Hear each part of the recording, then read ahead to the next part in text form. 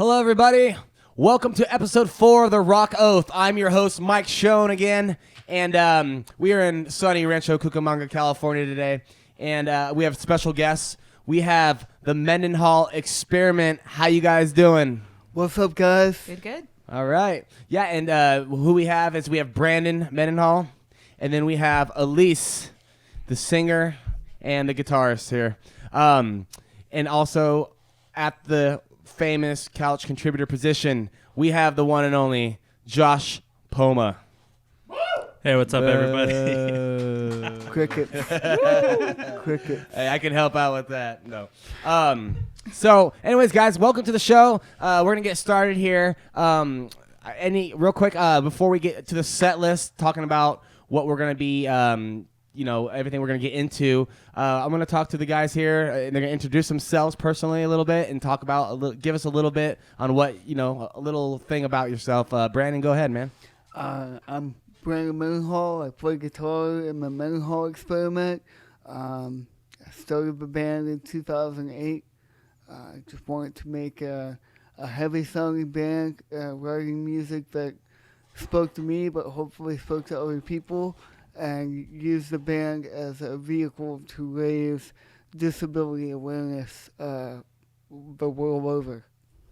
Awesome, dude. Very nice. And then Alyce. Oh shit! Was I supposed to rehearse something? Okay, Yeah. hold on. You did know this, right? No.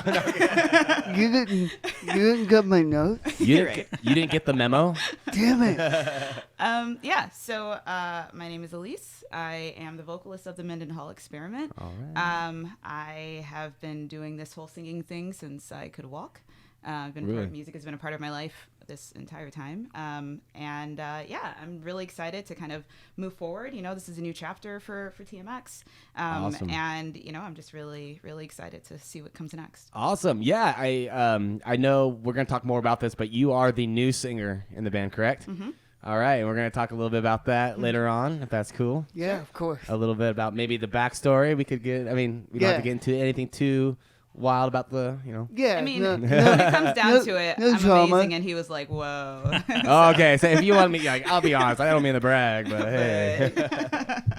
All right, very cool. And then Josh, way over there on the couch, contributor. Hello. Tell us a little bit about yourself and make it quick because we don't really care. All right, so we'll make it quick. I'm Josh Poma, most famously known as a couch contributor for this episode. Also the 5th best drummer that 22 Salute has ever had. I also play in a band formerly known as Breaching Normandy, now known as With Doubts. Find us on Apple Music, Spotify. Hey, plugins are later, man. Okay, don't jump the gun. Well, I'm Josh. Man. I'm Mike's best California friend. I wouldn't go that far. No. Josh is actually one of our good friends. He was our drummer for a while in 22 Salute, and now he's just a good friend that we like to pick on a little bit. And it's okay. Harass. All right, cool. What's that? He's definitely an opportunist, though. Gotta give him props. Yeah. Let me just slide in. You can find me on Spotify, Yeah. Facebook.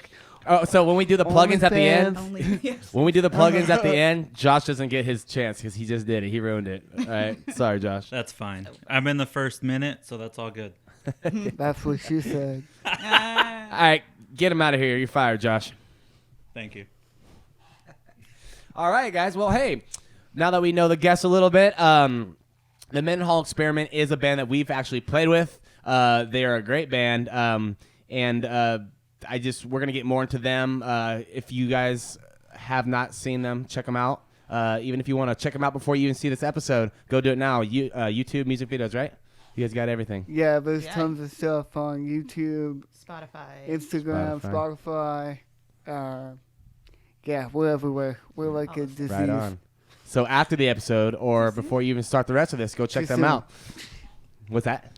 All right. Making COVID jokes over Also, there. also look up With Doubts. Josh, no more plugins. Okay. Anyways, we're gonna get on to the. I'm gonna explain the set list here today. We're gonna move along here. Today on the set list, the first thing we're gonna talk about is basically the Mendenhall Experiment. We're gonna We're gonna talk about like just everything from your origins to what you're doing now. That'll be the first thing up on the set list. Second on the set list, we're gonna talk about, and you know about this, or you do too, endorsement deals with local bands, or how to do it, why you should do it. Is it a good idea? Is there bad things about it? We're going to talk all about that. I'm sure you have a little input. Tight. Yeah. Third on the set list, we're going to talk about show horror stories. Basically, things that have gone horribly wrong on stage or even going to a gig, even traveling. I have a million, and I think every episode we're going to bring this segment up, and I'm going to pop one in, but I'm sure you guys have one or two stories maybe. I think Justin back there Yeah, I on was the gonna couch say. has a few. Justin has a Yeah. few. Their drummer Justin's here too. He's sitting on the couch next to our couch contributor. If Josh keeps it up, we're gonna actually have Justin get on the couch contributor position. FY, he is just as bad. Fantastic. Oh, he is just as Yeah, bad. Okay, absolutely. so they're probably best friends over there. Bag of drums too. It's not going bad. We stick together, man. We don't get enough love. Oh, that's a drummer couch.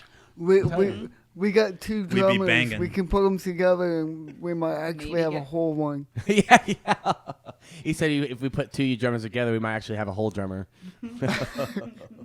Yeah, Neil Peart, Oh. I wouldn't go that best far. drummer. Come on.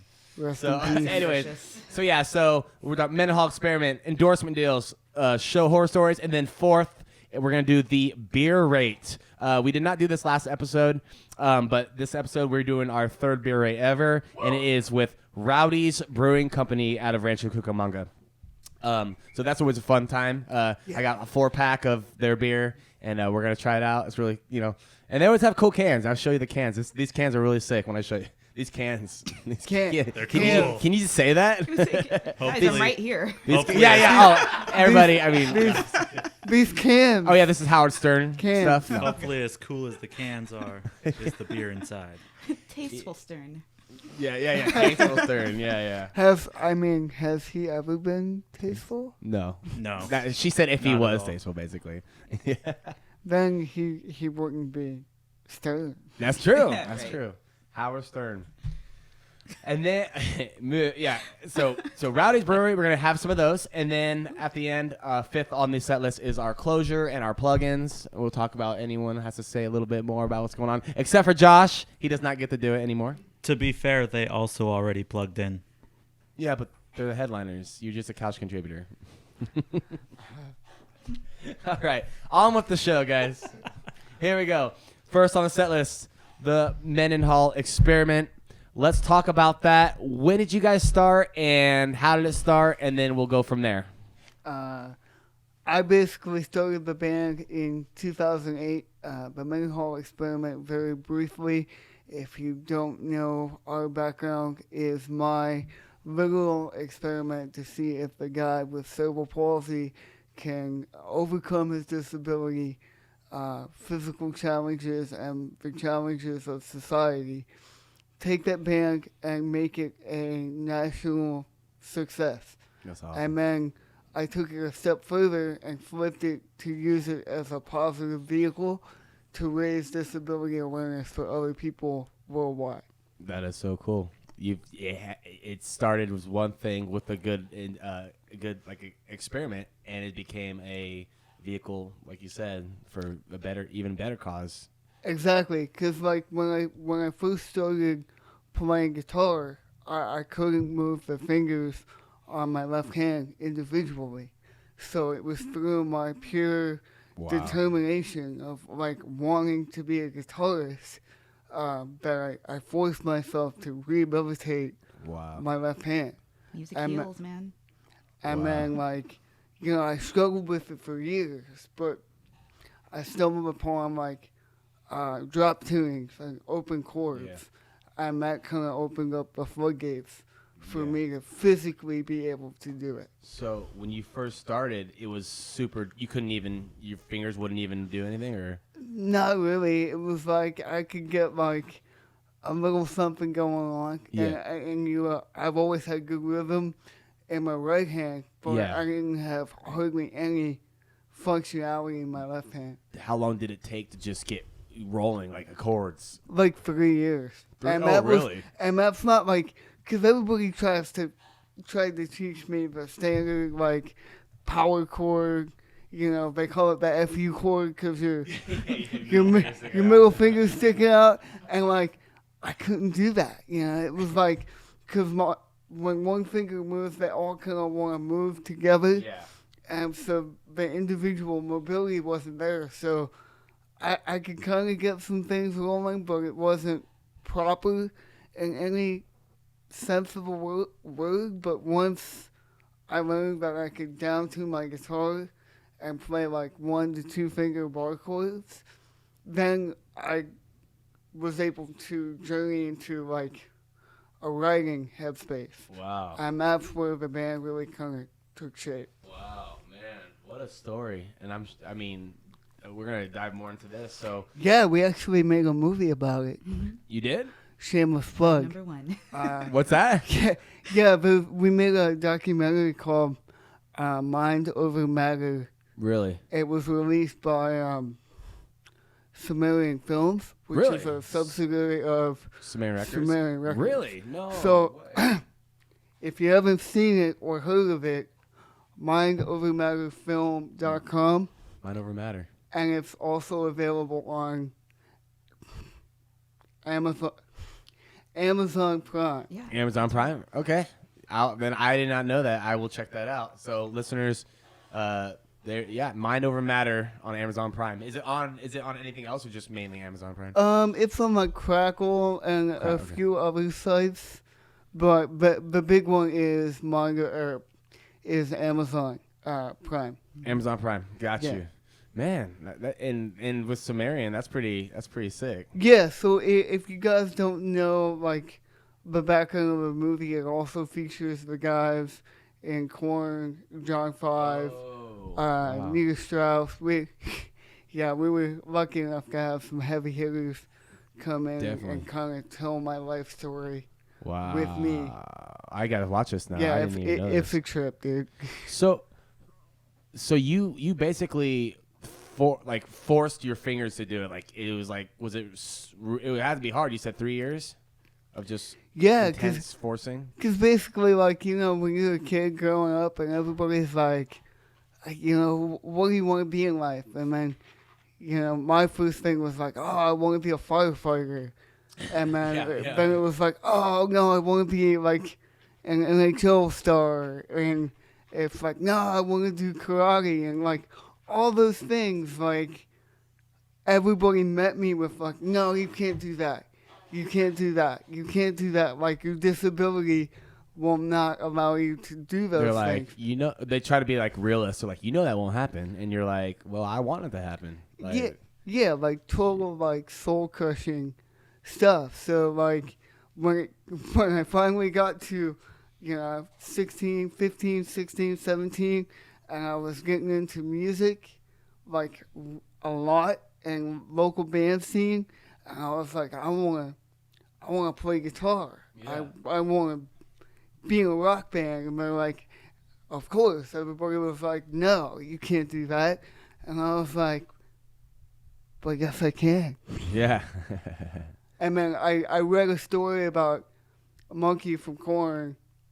He cut the tip of his left index finger off, Mm-hmm. and they sewed it back on.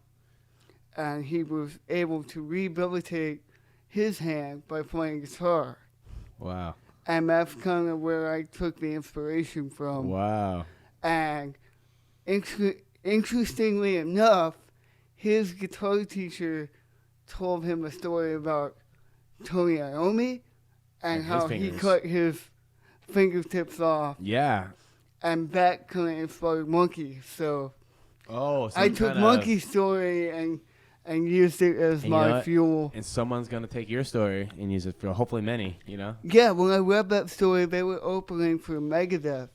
And I remember going to my grandmother and going, I want to play guitar, like, loan me the money. And she's like, no, you can't. And I'm like, but this guy, like, he cut his fingers off. Wow. And, like, now he's opening for Megadeth. Yes, I can. Yeah, dude. And you're playing very well right now. So I mean, I'm sure they're all like, touche, or you prove me wrong. I'm sure they're all. Yeah. I know you don't hold anything you- against them. I'm sure. No. Yeah. I mean, that's all water under the bridge, but, Oh, yeah.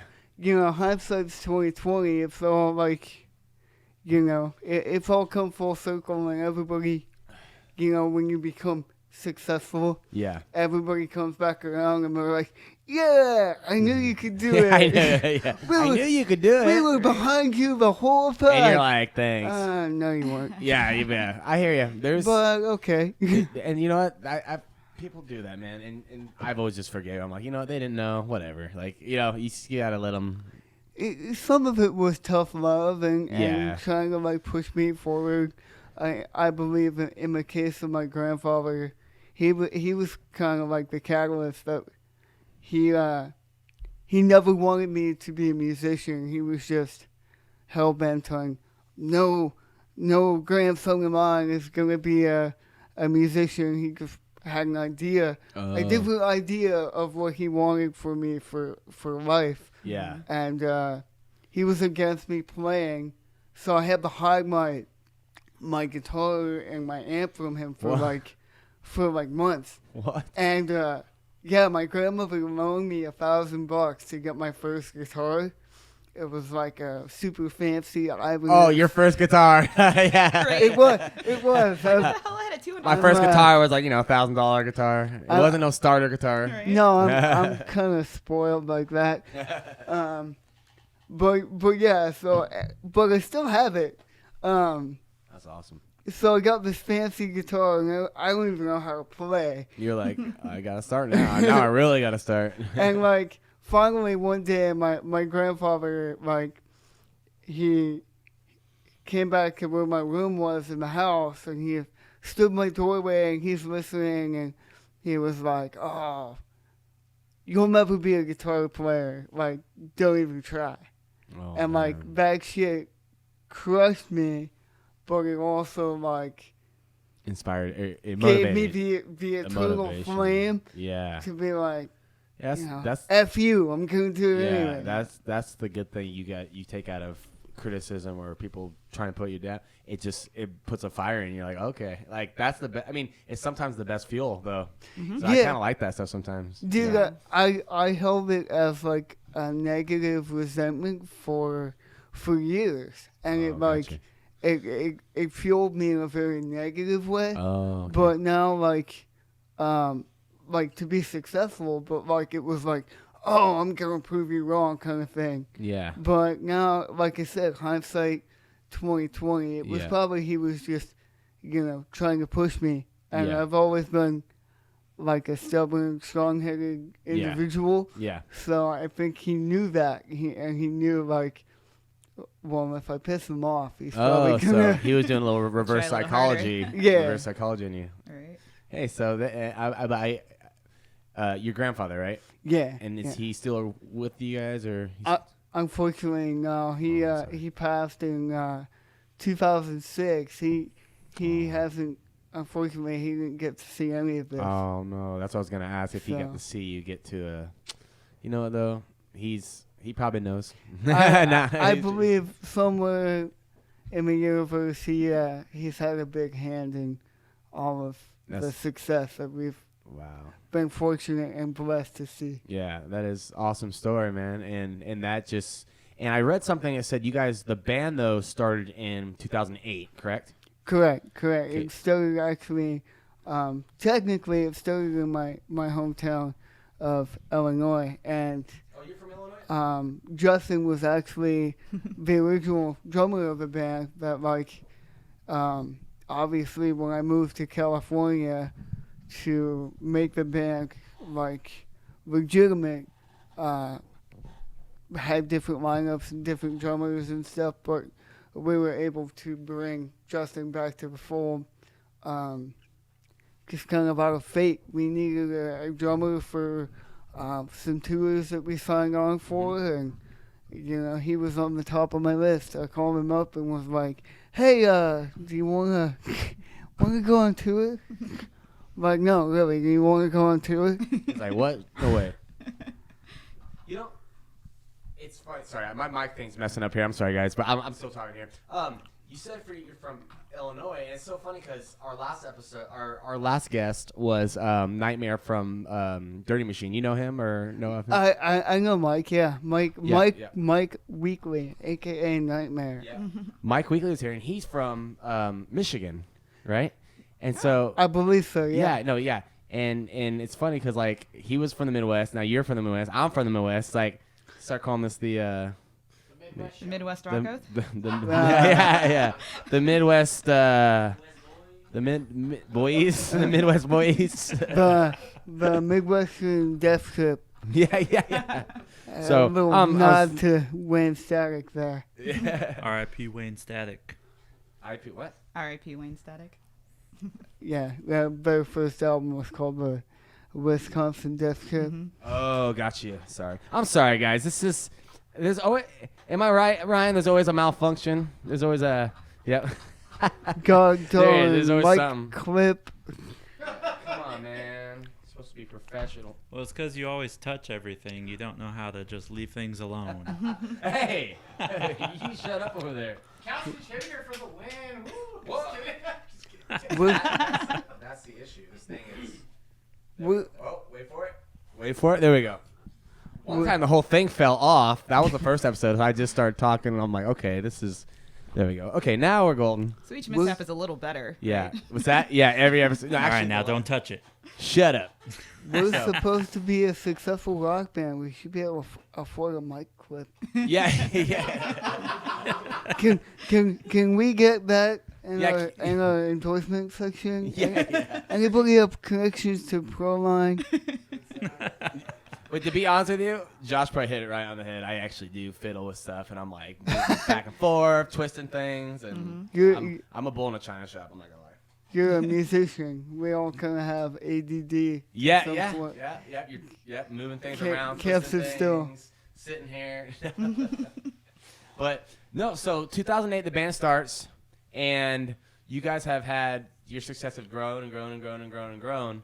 And to the point where you got your music videos, you got your songs, you've gone on tours.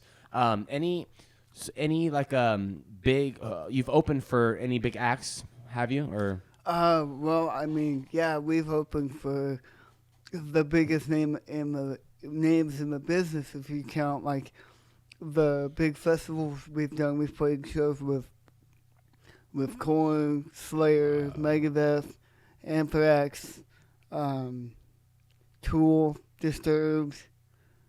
Dang. The list goes on and on. Wow. You've been... But you know, because we played the Aftershock the Monster Energy Aftershock Festival a couple times. We played Rocklahoma, and various other smaller festivals across the country. So you've played a lot. And then we did numerous years in the LA club scene, like doing the Whiskey and the Viper Room and all the clubs on the Strip. So I always made it a point to get us on shows that were in front of like national acts, bands that I kind of admired and or grew up listening to. Yeah. That's so, awesome. And you're living it. It's like a dream come true. I mean, to get to open for bands that you've grown up with, that you love, that you're heroes. That's awesome. You know, one of the coolest things is getting to chop it up with the guys that inspired you to be in the music biz, and like you get that validation that you're on the right path. Yes. That you're doing things the right way, even though like you might not always think that you're doing them like they're quote unquote supposed to be. Yeah. But then the more you go along and you have these interactions, I've found that you get that validation. Yeah, absolutely. And you're like, okay, I'm with the big boys now. I can show that we can step on the same stage or the same show. Lay it down. It's a fine line between confidence and ego. Yeah. And that line is a push and pull kind of thing. Yeah. Josh crosses that all the time. He should be confident. Yeah, but my ego's a little too much sometimes. Yeah, it's How humble of you. Yeah.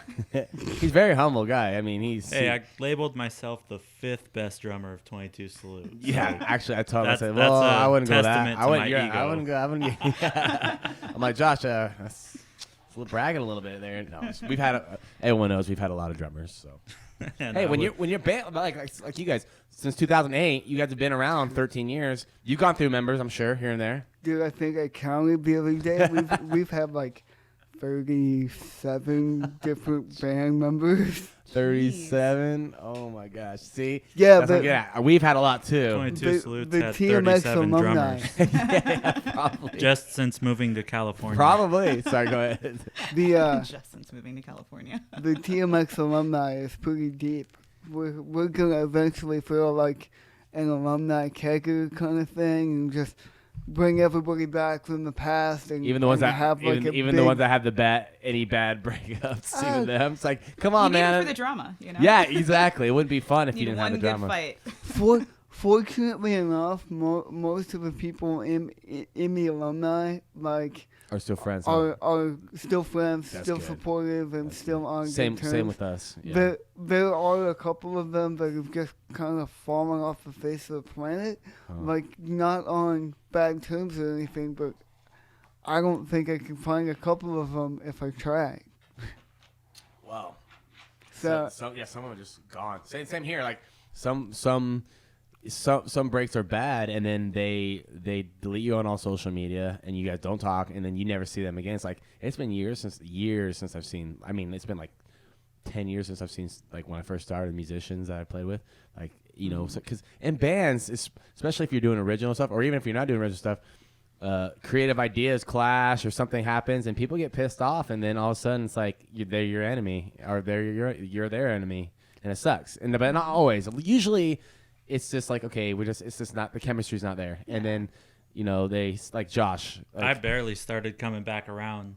yeah, We had a pretty rough break. Yeah. I fired them all. And then they just reformed without me. Josh fired all of us. That's a good way to spin it. Okay. I hate it when that happens. Yeah.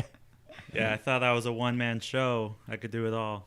Oh my gosh, yeah. No, Josh was with us for quite a bit. We had a lot of good shows, and we just had to, we just went separate ways. That's the best. That's the nicest way to say it. We went. I separate had a ways. family, got too busy for these guys. Yeah, he had to be an adult, and we, no, Josh. Some of us grow up, Mike. Yeah.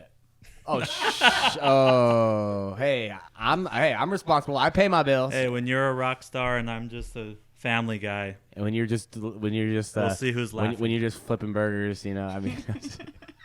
And by the way, there's nothing wrong with flipping burgers. Just side note, I've never flipped burgers for money.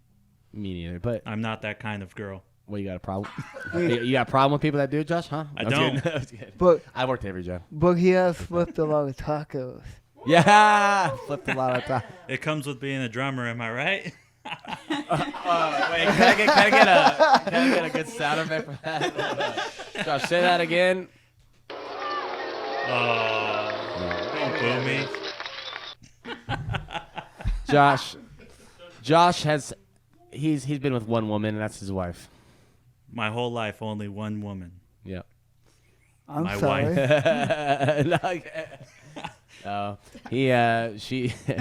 She's watching this episode. Just I wonder if ignore she's that I thinking, had a kid prior to my wife.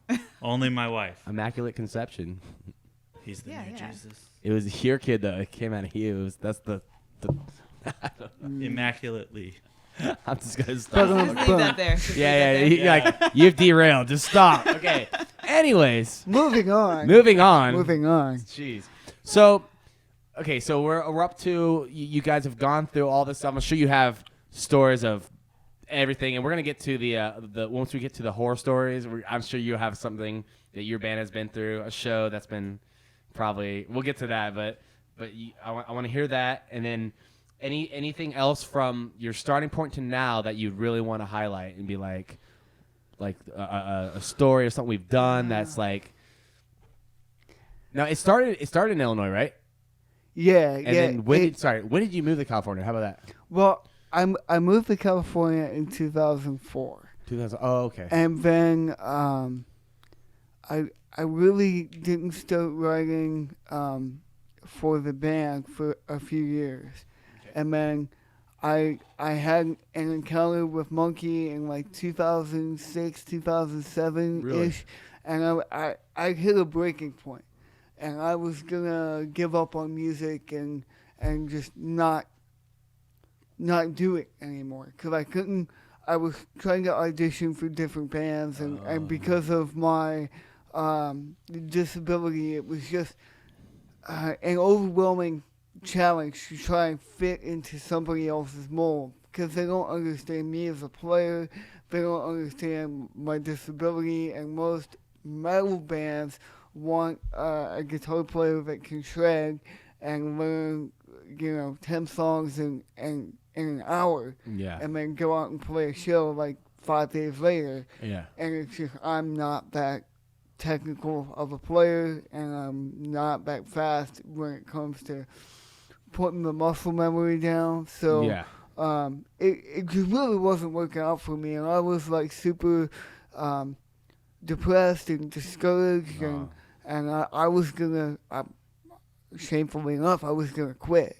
And I went to the album release show for the See You on the Other Side Korn tour in their hometown of Bakersfield, and linked up with Monkey backstage, and I actually brought him. I had an Ibanez Universe, one of the original ones, the black and green ones from 1990, and Steve Vai actually signed it for me on the back of a headstock. Oh, wow. And I gave it to Monkey as a gift because they could have disbanded Korn when Head came out and he left the band to go focus on getting sober and being a father for his kid.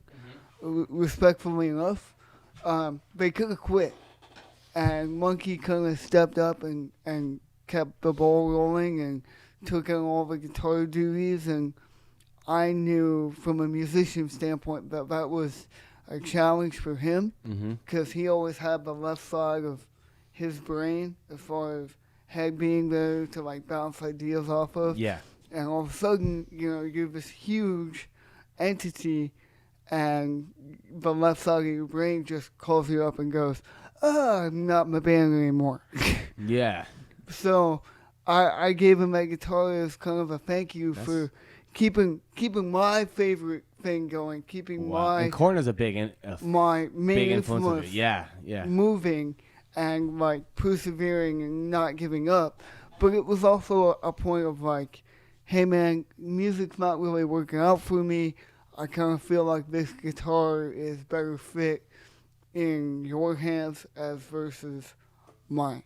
And I want to give this to you because that's a big thing to give up. You guys started on these particular models, and all the ones that they bought from like pawn shops were like beat to crap, and mine was almost mint. Wow. And it was signed by Steve Vai, which is Monkey's guitar. So was Monkey kind of like, I can't take this. This is too... He was speechless. Oh, he'd have to be, he was speechless, and a lot of people like gave me insight into his reaction after I got off the bus that evening.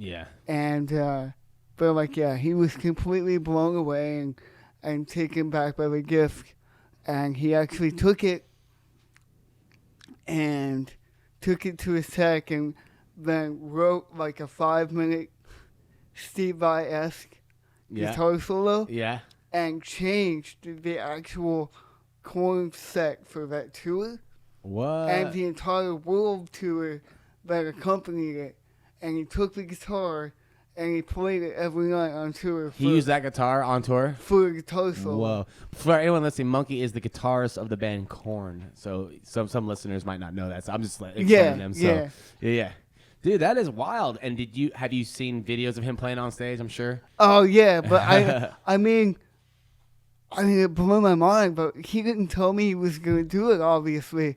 And I gave him the guitar, and I seen him a couple of nights later in San Diego, and I'm watching the show from like the middle of the floor, and he comes out and he's got the guitar and he's like What? doing the solo, and I'm like, what? Like my mind just went. And you're watching this right in front. It was or- incredible. Did he And know then- you were there? Yeah. Okay. Well, I was hooked up with passes and stuff. Oh, so okay, got you. then That's sick. after the show, we were hanging out on the bus, and his friends kind of, they gave me the backstory, and they were like, yeah, dude, as soon as he got the guitar, he was like super stoked, and he ran to his tech and said, set this up for me, and I'm going to do this guitar solo. And he'd never done that before, because Korn, Monkey and Head, they've made it a point not to incorporate guitar solos in their music, but it's not to say that they're not technical Capable. players Yeah, they enough could. to Yeah. play that stuff. You'd be surprised. So, and I think I said that to him. I was like, when I gave him a guitar, I was like, I want to see you solo. And so he actually did. That's sick. It's cool to see those artists where their music isn't the most technical, but they still are like, you would not know, and then they start ripping something. You're like, oh wow, Yeah. like I didn't know. Oh, that. dude, What? both those guys, Monkey and Head, they're They monsters. both can. I bet. They're monsters. I bet. That's awesome, dude. What a you got, dude, and I'm sure you got plenty of stories. This is just one. So to build on that story, because there's a whole another side of it. So I gave him the guitar. He took it on tour. He did the solo. Then like 10, 12 years later, we're doing my math right. So yeah, almost like 10 years later, we're doing the filming for Mind Over Matter. Yeah. And he decides to write a song with me in the studio, and he brings that guitar back. He went into Korn storage at HQ, found the guitar, brought it back to the studio, and recorded the song Prosthetic that we wrote together with that guitar. And we shot a video for it. It's on YouTube. Wait, prosthetic, right? Yeah. I was watching a clip of that. I was doing some research. I was watching a clip of that. That's your latest music video, right? Yeah, is it? Not latest. I mean, it's been a few years. Oh, no. Prosthetics. No. It's Yeah, it said it's- 9 months that. ago. I saw it said that it was Yeah. up Oh, for- that, yeah. It's yeah. the song latest- itself was recorded. Oh, got you. But, yeah. The music video. I was thinking. It's the latest music video that we released. Yeah, it was back in September. Okay. But yeah, that guitar that he plays in the video, that is the guitar that we're Okay. talking about right We'll now. see. I'm gonna have to watch that again, Mm-hmm. dude. So that's in the video. Now he recorded that song with you guys, or he's a guitarist on that, or Yeah, basically how it went down was, we were filming Mind Over Matter, Yeah. and we asked Monkey if he wanted to be a part of the film, because obviously Korn is a huge part of my musical journey, my story, my inspiration, and the director of the film, Sebastian Paquette, also works for the band, and we've all been connected for years. wow. So when it came time to do the film, and we had a wish list of things that we wanted to accomplish with the film, and possibly getting Monkey or the guys from Korn involved in the film to help tell the story, to collaborate it, was on that list. And Monkey was like, dude, anything for Brandon, Wow. and anything you guys want, I'm down. I'm in 100%. And we're like, yeah, well, what if we do like a guitar jam kind of thing? Wow. And he's like, no, man, what if we do like, let's do a song. We'll take one of the Mendenhall Experiment songs, and I'll feature on it. So we literally went into the studio, and I went in with like 6 different demos. We had no idea what we were going to do. We just sat down with those demos in the morning.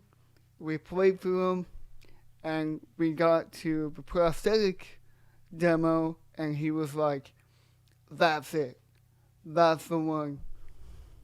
Wow. That's the one we want to work There you on." go. So And then it became a then we thing. transitioned and took it into the live room, and we had our producer Chris actually played drums on the track. Okay. So we just went in the live room and jammed it out. Whoa. We got the parts down, and then we wrote our song structure, and then we just went to work recording. Dude. Dang, man, not many bands cannot say that kind of stuff Like- happens. 12 hours later, we had like a finished product. Whoa. Minus vocals, obviously, but Yeah, but still, but like the music the was structure. And that's a- done. Dude, that is a sick story. See, that kind of stuff is you can't. That doesn't just happen. I mean, so that's a very, very right place, not right place, right time, but almost like you willed it on. Like all that, your influences became like it's like you can will. I believe in willing things on, and you willed it on. So I am, and we are definitely strong believers in the power of attraction, the power of the universe, the power of positive thoughts. So like positive thinking definitely does make a difference. If you want things to come to you, write them down, create a vision board, Make it happen. put it up in the universe so that it has the opportunity to manifest itself and come back. Yeah, and you always, and the more that you are striking that thought and that drive, you're only getting closer to it and closer to it, because once you start down and get negative, then it's like, okay, well now you're just getting further. Yeah, it's like you're push and getting pull. further away from your goal. Yep. And like, the stuff that we're talking about right now, like writing and recording a song with the guys from Corn, like, I mean, that's stuff I dreamed of. What if someone told you that as a kid? Hey, like, someone told you that I in 2000, dreamed of that stuff. in 2006 that someone told you that, you're like, shut up. Man, like, and Be it's like, bring it. yeah, exactly. Yeah. and another crazy story about the band is that, like, we played our first show in our small hometown of Illinois on August 16th, 2008. So 6 years later to the day, we signed our first record deal To the day. Whoa. in Southern California. Hey, and what record label was that? We signed with Lucid Records. Lucid Records, okay. They're a subsidiary of Universal Music Group, and All they're right. based out of Orange County. Wow, dude, that's incredible. What that's amazing news to tell people back home too. What was the name of your little town in Illinois? Bradley, Kankakee, Illinois. Basically Kankakee County, Okay. Illinois. It's a tri-city kind of area. Yeah. Kind of like L.A., Burbank, Glendale. Yeah. We had Bradley, Burbank, Got and you. Kankakee. And you moved to L.A. or to California for the dream, right? Mainly, was that the goal? I moved to L.A. because I originally, when I graduated high school, I went to Full Sail University for the yes. recording Full arts Sail, yeah. and music production. Gotcha. So I got my associate's degree in the recording Whoa. arts, so fully accredited associate degree, and then I moved from Orlando, Florida, to L.A., California. Oh wow. And I didn't even know anybody. Well, no, that's not true. I did know one person from Full Sail that went ahead of me, and that's how I ended up in L.A. Wow. I kind of came out here to scope it out, dude. and I just never went home. It's so crazy. The musicians that come out here, like,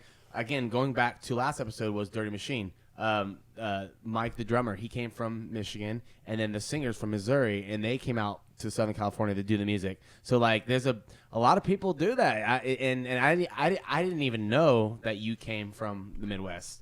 But it's cool that we can relate on that whole coming out here and It's a whole different world. Oh yeah, like I had no idea that you guys were from Iowa Yeah. and like spent some time in Georgia, Mhm. and I'm like, it makes sense. Like now, it's definitely why I like these guys, because you I guys appreciate have kind of that like down home element to you. Yeah, And that small town. people won't Yeah. people won't understand that unless you live it Yeah. and you know it. But But- you know if another person like. And that says a lot about you too, because your personality. I'm like, no wonder he's like, this guy's from the Midwest. And when you're in the Midwest, it's low key where you get humbled because it's not big old city. Yeah. Everyone's not trying to be. You're not trying to be impressive. Yeah, exactly. So you know what I'm talking about. It's this small town vibe. It's very hot. Josh, quit shaking your head over there. He's been in California my Yeah. whole life. I live, I think, 6 I'm good. miles from the hospital I was born in here in California. He hasn't moved far from Born where. and raised. That's He's all right. like, I was born in the greatest place on earth. Yeah. With silver spoon so far up my ass. Like, I had no reason to leave I to chase had the no dream. reason to leave. People in California don't know what they got because they're like, oh, this is just normal. It's like, yeah, well, you could be living in the middle of a cornfield. How about that? You peasants coming from the Midwest. Yeah, Yeah, exactly. stop Trying filling to- up our to freeways, try and Mike. be on Yeah, our level. yeah. We're the people that piss you guys off because we come here from our city. You're like, go away. We have enough people. And We you don't guys need- are far too nice. Way too nice and friendly. We come Yeah. here from cornfields and we become more successful than you guys Oh! because we want it more. Yeah, I can't Yeah, disagree dude. with that. He has a point, though. People are hungry. If they're willing to travel to a bigger place that they don't know what's out there, it's like going into like a whole new place, dude. That takes. I'm saying from experience, it takes a lot of guts. It does, and Oh, it's it does. scary. And Well- guess what, Josh? I mean, I'm not knocking anyone that's been in their life. You don't understand. No, I don't. I it's never will. it's not really a knock on California. No, it's not. I know. But if we want to be 100% real, like people from the Midwest, like we have a entirely different work ethic. Like we get shit done. Yeah, and it's a different mindset. Yeah. And they're nicer. No offense. They're just and nicer people. I They are. 100% admire anybody willing to make that trip out here to chase what they want to do. It's unfortunate though that we meet people like you, Josh. That's the downfall. I know of I'm it the all. one here to try and scare you Look- guys back where you come from. But on the flip side, I meet a lot of Californians, like natural homegrown Californians that like they can't wait to get out of here. Yeah. They're like, I hate it here. I And want to go to And Washington. they, I and they want probably to go would to love where we're Texas." from. They'd be like, "This is crazy. This is awesome." It's like culture shock. They'd probably love it too. It's so quiet. It's, Yeah. It's either that or like you get the Californians that have been here their whole life and they have no idea how overpriced and overpopulated and It- just over the top everything in California Yes, is. and you are correct. And that's the bittersweet thing about California. All the opportunities here is like there's a lot of stuff going on. It's Yeah. crazy. And if you want to do something in the world, Southern California's the place to be. It is. But the downfall is you have to put up with the craziness, like I said, the overpopulation, the prices. Like that's been the worst part. So we're going on vacation in like less than 2 weeks back home in Iowa for 2 weeks. Nice. And it's gonna be nice just to get like slow down, dude. No traffic. You could like no air, light pollution. It's just like totally almost serenity, man. I'm looking forward to it. You can get everywhere in like 5-10 minutes. yeah, You know, yeah, like, yeah. You can go 20 miles in 10 minutes as opposed to like an 2 hour hours. and 20. Yeah, out here. dude, absolutely. And it's Right. like it's so nice, man. We go back there, we have bonfires, crack beers, all our friends come over. It's just a good time. Oh, man. it's such a awesome, good man. time. You hang I out miss- by the river, you hang out by the lake, and just yeah. taking nature on like Oh yeah. yeah. another level. I can't even wait. Hey, but here's the thing, though. By the time 2 weeks is over, I know it's time to get back here and get to work because as much as I love it, the comfortability of back home, I'm sure you might feel the same way. It's not where you need to be. Like if I was back there, I'd probably be depressed because not depressed because I'm with family, I'm with friends. It's peaceful, it's beautiful, but I'm like I feel like it's a dead end for what I Yeah. want to do. So I have to be here. So I'm ready to get back by 2 weeks. Yeah. Well, Yeah. that's a big part of it too that people don't understand. It's like when I go back home to Illinois and it's like it only lasts for like 7 to 10 days, before the novelty of you like being back in town is like it wears off and people go back to to normal. lives. Yeah, they're and, like, oh, and then you're like, oh, this is the feeling I had before I left. You're like, nah, Yeah. now I'm ready to go back. Yeah. Yeah, and when you're like, yeah, I don't. When you really truly realize that like you don't really fit in there anymore, and it's like, man, Yeah. I gotta get back to California. I gotta get back to work. I gotta get back to my environment. You realize that environment Back in the groove. is no longer your environment, like because whether you like it or not, they move on without you. Yeah, and they do, but I'm sure they're proud of you, and like you see, you hit on the nail on the head. It's like time I got to get back to where it's but at the same time though, I think the goal for you and me, I can't speak for you, but for me is like if the band is successful or if I'm successful here, I like a home there and here, so I can just jump back and forth anytime I want. That's the dream. Yeah, Like, absolutely. Yeah. So if you want to be here, you be here. If you want to be there, you can be there. So. Truth be told, I'm driven to be so successful that I have like property and homes across the country. Yeah, you're like, where am I gonna go today? Two New or York? three spots, like Absolutely. Got my maybe winter maybe home in here, Hawaii. yeah, exactly. maybe here, maybe Vegas, maybe New York. Oh, yeah. just kind of toss it up a little bit. That's Dave Chappelle. What's that? That's totally like a Dave Chappelle thing. With Dave Chappelle? He's so successful, he's doing his shows out in the Midwest. Where he's Really? That's sick. Okay, see. Yeah, because anybody that doesn't know, Dave Chappelle is actually from Ohio, Oh, really? Oh, Yeah. so he's from the Midwest. So he. So- Okay. and he still has property back there. It would be smart not. Oh. I mean, it'd be dumb not to because Yeah. it's so. And by the way, property is way cheaper in the Midwest, so you could build a huge house and then, this all. Yeah, we feel that one. Yeah. This little apartment alone. So a little side story: Alyce and Justin, they're a unit, and they actually came from our hometown. Justin had a house. He had stability. 3 bedrooms. Wait. He had all the Justin's from Illinois too. Yeah. So all three of us are from the same area. You're from Illinois? I'm actually from Michigan, but yeah, I lived in Illinois for What? about a decade. Yeah. Okay, so I did not know this. I was thinking you were like California native. No. Okay, so They said it in the most California way. no. I did, didn't I? Okay, so No. what I want to do is so Alyce, we haven't heard much from you yet because I was trying to get through the story at the Yeah, beginning, it's all good. and then we're gonna start. I mean, I want to We hear like to some talk, of you. though, so. Oh no! It's hey, we all do. But true. what I'm gonna say, but we're gonna what I want to do is we are about near the kind of halfway mark, and we do gotta get rolling. What I want to do is we do it the pee break. We call it the pee break. Even if you don't got a pee, it's the pee break. And what do we do, Ryan? You remember the sound? Oh yeah, we do that thing with the thing. Do the thing. I'm getting better. On the thing. That Oh, means the relief. yes. Serenity. What we're gonna do when we Now I get gotta back? pee. When we get back, we're gonna talk more about the band and you entering. We'll talk about that, and then from there we're gonna get into the horror stories, and then the beer rate, and then Yeah, Cool. we'll Sounds shift over to Alyce because I'm kind of tired of talking. yeah. Hey, we got plenty of talk, and we're trying to make sure that Josh doesn't talk anymore because we don't want that. Anyways, guys, Rock Oath episode 4. We'll be right back. Yo.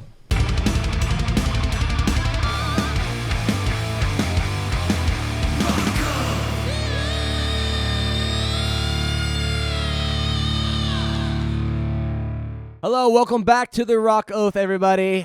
This is the second half. Again, I'm your host, Mike Schoen. Today we have the Mendenhall Experiment. You guys ready for the second half? Yeah, absolutely. Well, we had our pee No. break. We're all feeling good. We still got Josh here, which is unfortunate, but we're just gonna That hurts. deal with it. Yeah. So, Josh is the first couch contributor that's taken it personally. If we Oh, just- by the way, can you turn the Sorry- AC? sorry Josh, that I have Jay, watch this. Josh, can you feelings. turn the AC off? People are like, is that real? Yeah, he has to. I am useful. Guys, he has to turn the AC off. We don't have a professional building. We're in an apartment, and that's okay because it's kind of cool. It's, what? It's called the remote in Australia. Australian remote. Foster's Australian for beer, Yeah. You know what? We're but gonna. actually made in the United States. Is it right? But also I'm gonna Foster's turn- is a Is my head in terrible the way? beer. There's a little. Oh, it moved a little bit. What's going on? Oh, okay. Yeah, there's a little thing. It's probably behind you. We're just switching it up here. We're gonna switch gears, guys. There we go. We're switching gears. Oh. Now we have the The seductive, interrogation Actually, you know light. what? I want something else. What do you guys Ma- like? You're like, ooh, little girl. That's cool. Let's that's do that. not so, Black is fine. that's not so assaulting as black. Oh, wow. We can put it all on. Wow, that's Fine. It's not for me. See, the problem we have is I'm in control of the lights, and the lighting guys are like, you guys are like, Stop. let's take control of it. I'm like, no, I want that messing job. with things. I want to be the lights. And they're like, no. They're like, everyone's why is your lighting so shitty? It's like, well, Mike's in control of it. Oh. It's okay. One day he'll hire a lighting guy. We don't need a lighting guy when you got me behind the lights. Look at this light production behind us. Look. One day we're going to have strobes the whole time. like- just Perfect. You're gonna be right No there, flash right? warning, nothing.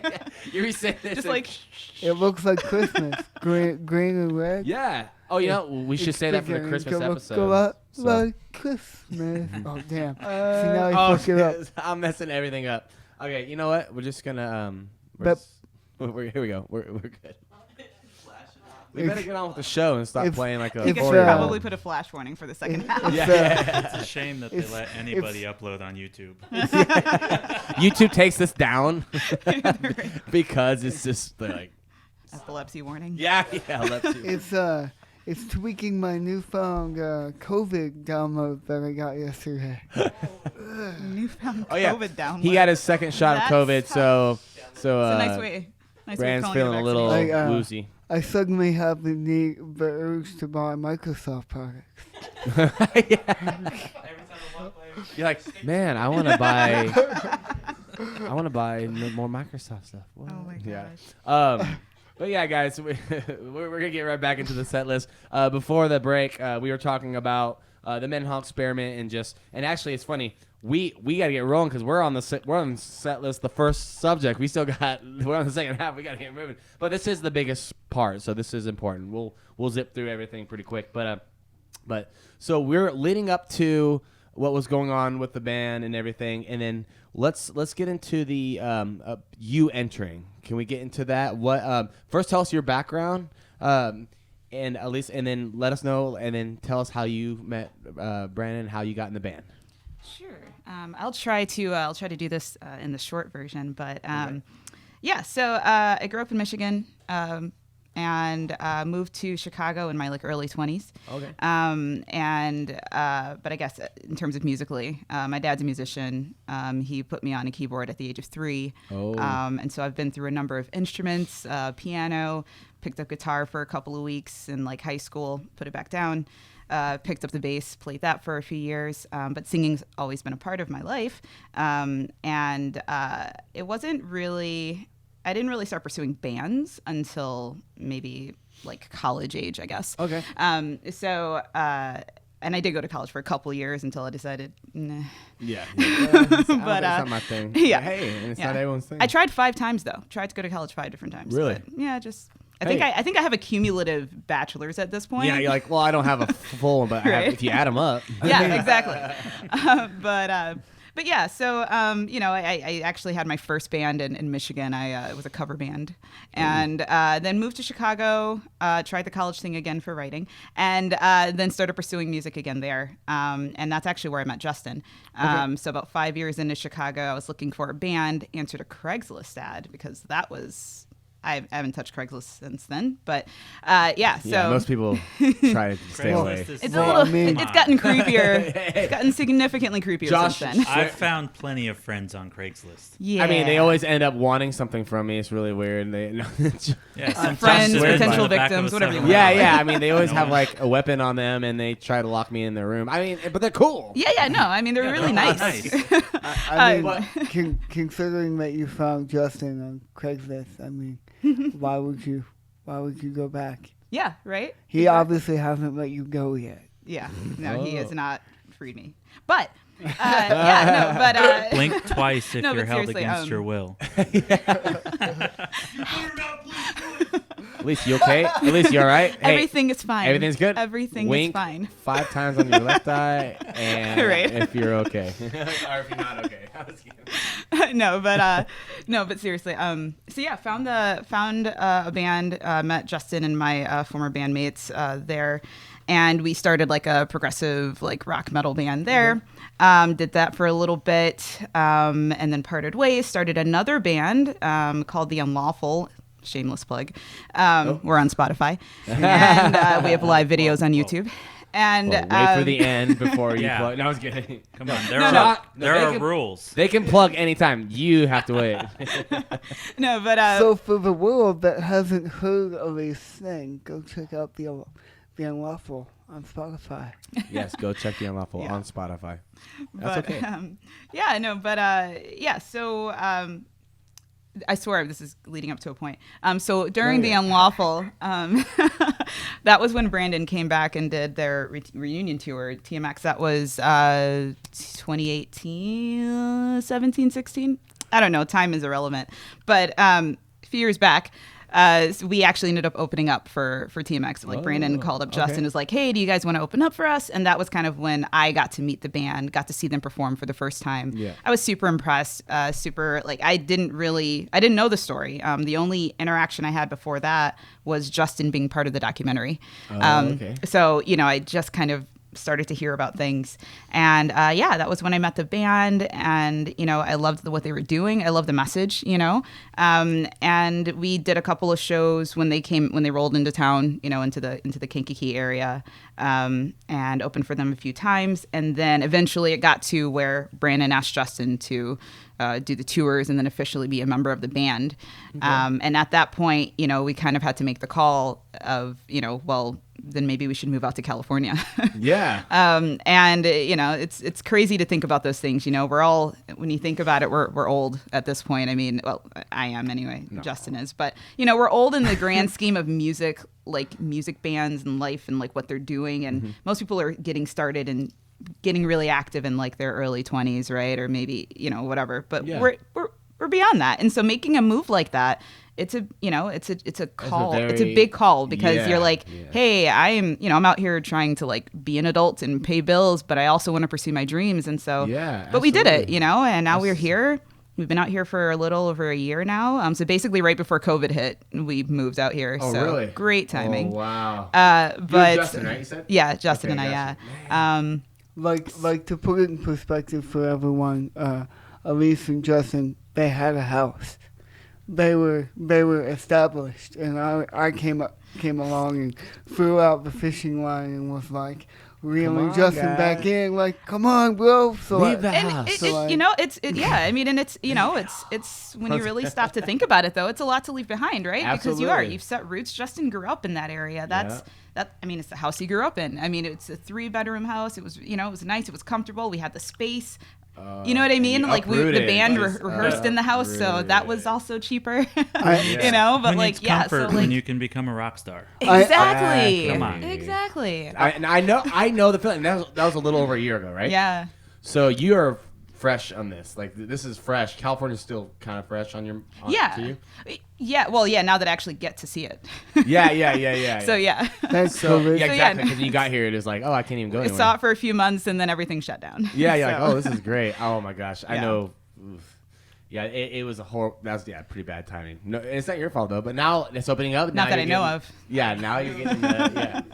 But I know that feeling because when I came here, it was culture shock and it was hard. It was so hard. I mean, Being moving away out from here. everybody. Oh, I mean, yeah, all well- my family's back in the Midwest and all my friends are back in the Midwest. Yeah, And oh my Justin's fine, but he's not enough. Take- So it's just I think you're great.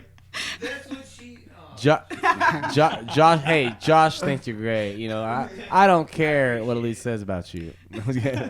No, but you're right. It's dude. For anyone, I think I've said this before. Moving halfway across the country to a whole new world, especially a much more expensive place, it takes a lot of guts. Yeah, so it's a hats freaking off to you adjustment. guys. Hats off to you guys. I know that feeling. And it's a different vibe here, man. People are different. The way people treat each other is a whole lot different from like what we're accustomed to, where we grew up at. So it's So- like it's a huge adjustment.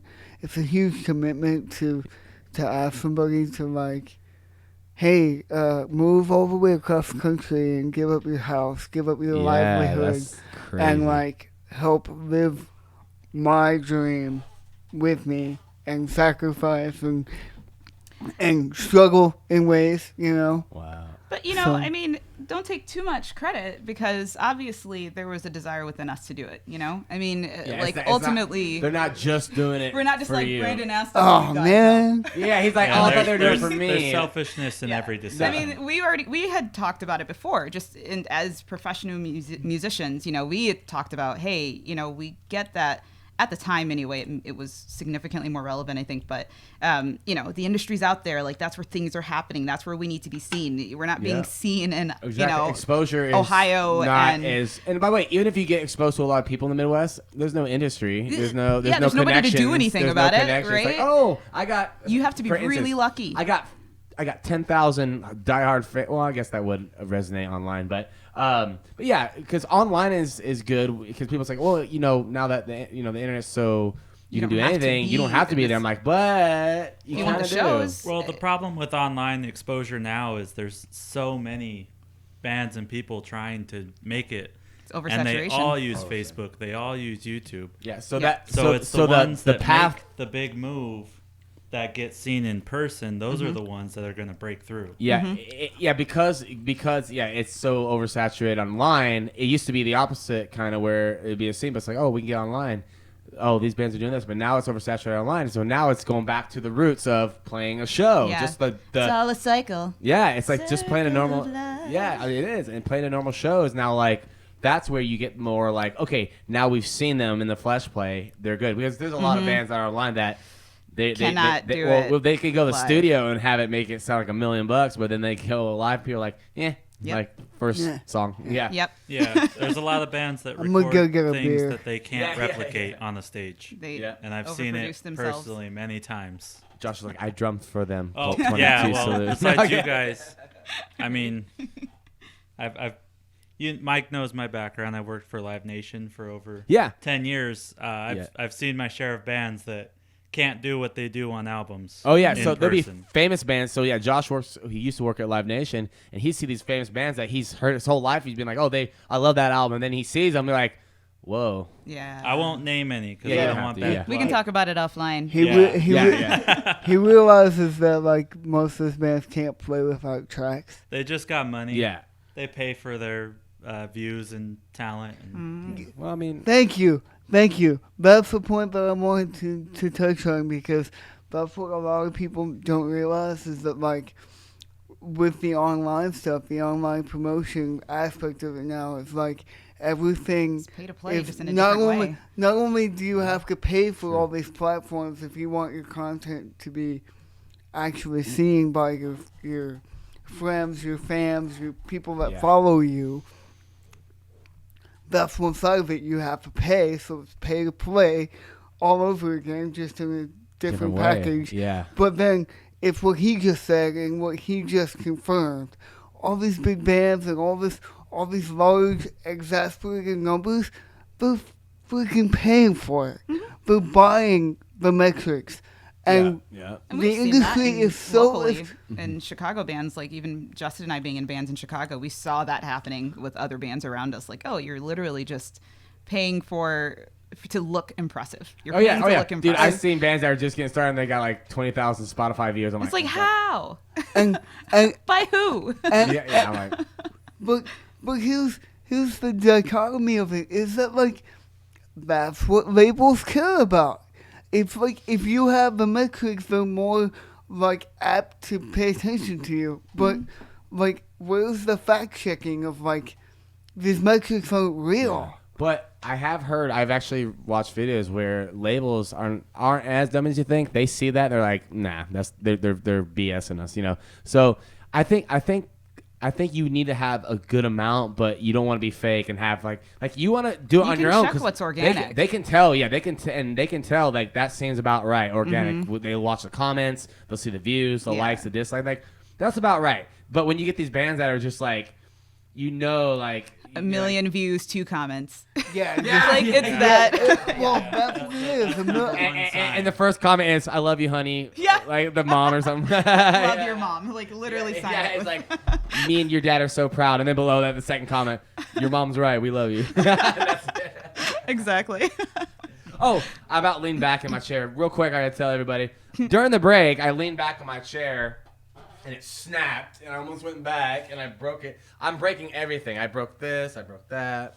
But Maybe the table's next. yeah. Yeah, if I slam someone through it, if I give Josh the old rock bottom through We the could table. give the Someone old call homage to McFoley. the Dudley Boys. Yeah, we Let's could do it. 3D someone through a table. What's that? Said someone call McFoley. Yeah, Mick Foley. Yeah.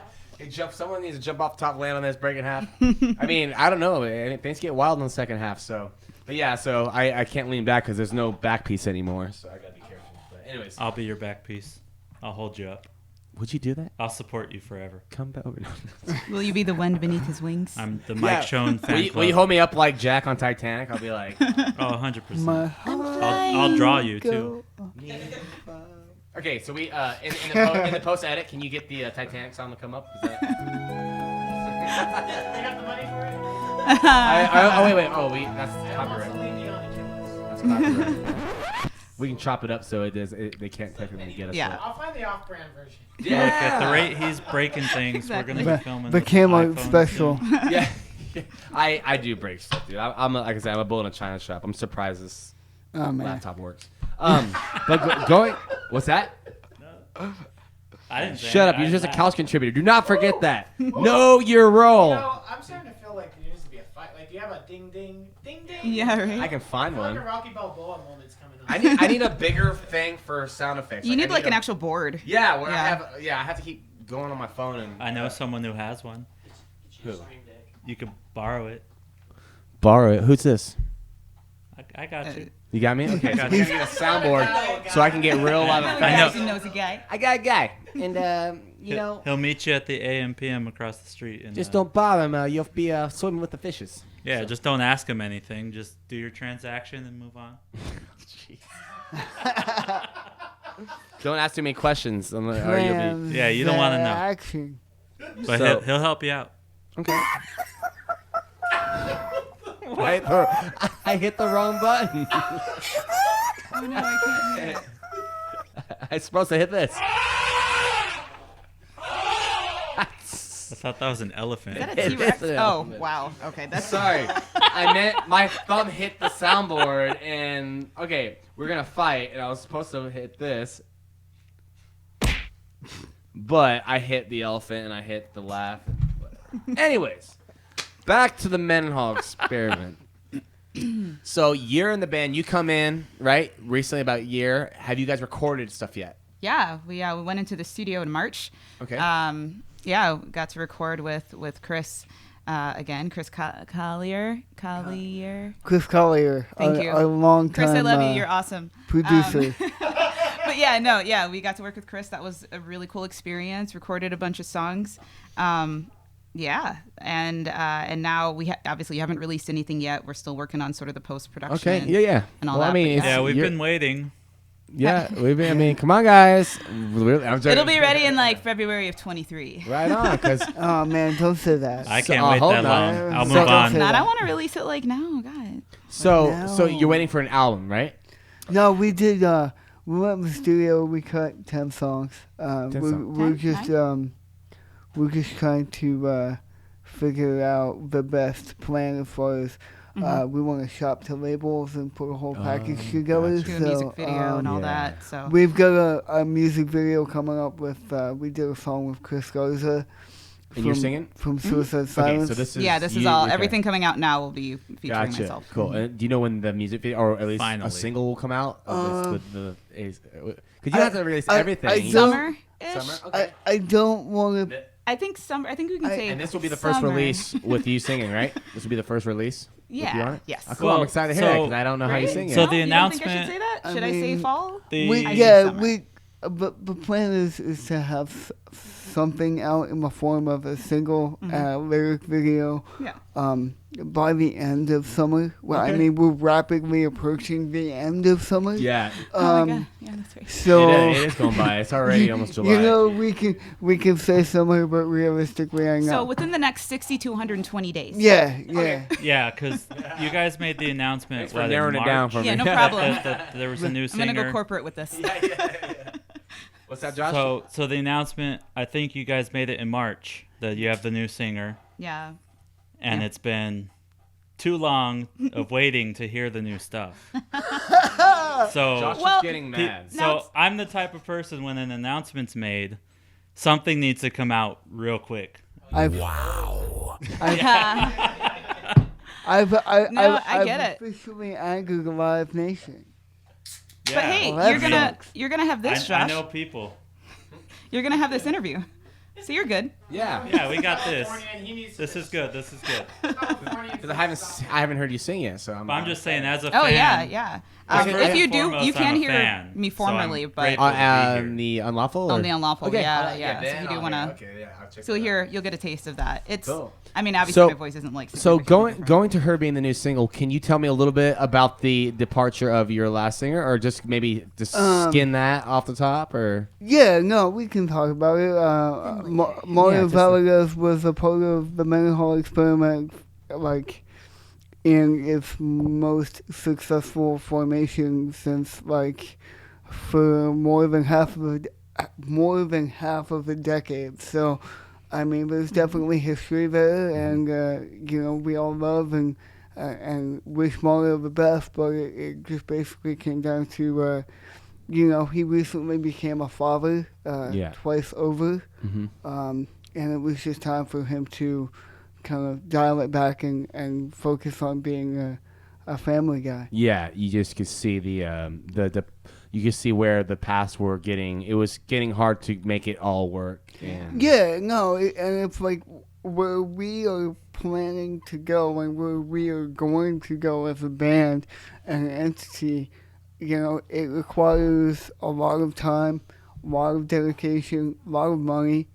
and, you know, he just, you know, family's more important. yeah. And I couldn't willfully stand by and let him, you know, not put his family first. Yeah, and that and that's not. You don't have to say more. I understand that, and you know that stuff happens. And Josh, That's what happened to me. yeah. I'm now Yeah. a father 2 times over as well. You know, it's hard to balance your family, especially a new family, with chasing the dream. Yeah. So sometimes you have to put your priorities in line and Yeah, because you know, take a step back. even with your biggest dreams, like me, like if God forbid, right now, I'm knocking on wood. There's a cabinet here. If Oh anyone man, didn't know. you Hey, better knock if I had that 10 times over. Come in. but our neighbors are like, "Oh, the hell's knocking?" No, if I had a child, obviously I would still be able to do music, but it would definitely have to put my shift toward the kid, because you're talking about a soul, a blood. Like this is not just this isn't a thing. This is a human. So yeah, It's I get work. it. Yeah. Well, lucky for you, women would have to like you first.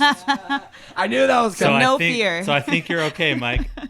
That's true. You know, once though, I held hands with a girl, and it was really cool. No way. No. What's her And name? I'm not gonna tell you the Don't believe you. dark secrets. Just making it up. I can tell you my dark secrets about the girl I held hands with. Anyways, Fact check. I haven't even told my parents False. that yet, so it's kind of embarrassing. I'm a little worried. But 4 Pinocchios. no, but that was a good one, Josh. But yeah, that's got to be hard. I can only imagine, you know. But like just said, Josh had the same thing happen, so we had to, you know, boot him out. Yeah, Kidding. I mean, these musicians they don't understand what contraception is. You know what? Contra what? Contraception gets in the way. Contra is a game. It's Contra. like, It gets yeah. The, Contra- yeah, Contradiction. I love that side scroller. Up, Diction. up, down, left, right, BA, start. Anyways, That's how to get to all the sorry. levels in By the way, Sonic, we still got 4 more things to do in this episode, so we got to roll, dude. 4, yeah. Yeah, back to me. So, yeah, Quattro. yes. No, seriously, back to Alyce. I always want to say Alice, because when I first saw your name spelled, I was like, oh, that's a different way to spell Alice. I'm like, oh, it's Alyce. Sorry. Yeah. No, it's So- fine. Literally everybody does it. Oh, really? I just Oh, spend sorry. half of my life correcting. Yeah, I think Okay. Midwest people can't Same with read. my last It's name. okay. So, you come in swinging, you're ready to go. COVID hits, but you're still in the band, and you have that single that's gonna hit. Hopefully, I'm hoping fall, end of the summer. 60 to 120 days. 62. Let's hear it right now. Do the math for me. No, hey, let's hear it now. Put it on. Right? I can plug it up. Play it off the I phone. don't know. Should we tease? You want to we tease a tease little bit? something? We can do it. You don't have to, but we can do it. That is your call, Brandon. I'm more Okay, in on Justin said go for it, curiosity so we should go for because it. So, I love when bands so honestly like, switch the gender which one? of their Pick singer. a song. It adds a whole new Dynamic. Yeah, new dynamic. I mean, the music's obviously, hopefully, still gonna be heavy. Actually, we went. I mean, pop, dude, Actually, We you went know, pop? so, of course. It's like a. Hey, I like Imagine Dragons just like the next guy. Hey man, I like the Yeah. Or tune. symphonic Make all metal. the Is that what you fucking said, money. Justin? yeah. He's like, Josh, that's your sound. Okay, I'll stop. What do you think? Do you want to? Yeah, I just what song, and we're only gonna give you guys like 45 seconds, but Dude, that'd be great. No, I would love it. It's and we have the rights to have it on here. yeah, No, at least you guys are the at rights. least then For a price. it's Oh, we didn't tell you that We'll would be. pay you an exposure. it's an added it's an added incentive to kind of Oh, absolutely. Ooh. Let me Hey, get and this by the way, together. you can tell the your fans, say, hey, check this podcast out and hear a clip of it. How about that? How about it? why not? Because we're looking at like a 60 to 120 day window probably until we can actually put something to the Okay. public. So Well, why not tease a little just to get people yeah, talking? We're excited. we're gonna We're give you. excited. Hey, Justin, what song do you think we should do? Oh, we have songs. We're gonna give you a little taste. All right, let's do it. So everybody, we're gonna hear a little bit of the Mendenhall Experiment, their new Yeah, I was thinking Say It. song, or one of their new songs, with Alyce singing. So this is gonna be cool. Or not that? Not Say It? Mm, Josh, you need another beer? it's tough. We Yeah, have free so bird. There you go. Yeah. I don't want to do that one. If you would have said yeah, I would have been like, all right. No. And I would have given you a beer. That's cool. Cool. Do you want one? I don't want to do that because I don't think it's... Yeah, you do. right What do you guys say thing. first? You got the yell free bird. Sorry. Oh, free bird! Yeah. I guess there's a little... There you go. Skinner, man. We had one episode where the guy never said Freebird. We got in a big brawl. Oh, here it comes. I was thinking. Thanks, buddy. No. No, that one is not like... All right. While we wait, we're Like, gonna I think we're You gonna know? we're I gonna don't know. I hit feel like we buttons. should do that one, but maybe... Say it. Yeah. Just say Oh, it. it's not plugged in. Okay. Jesus, Mike. All right, Oh, so you ready? who do you want? Pl- Okay, yeah, plug I'll up. in.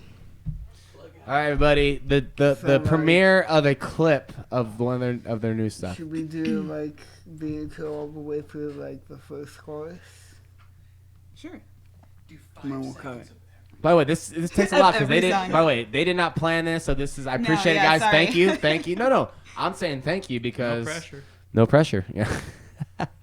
But if it's not good, If it's I not will good, walk out, and Mike will be happy. No pressure.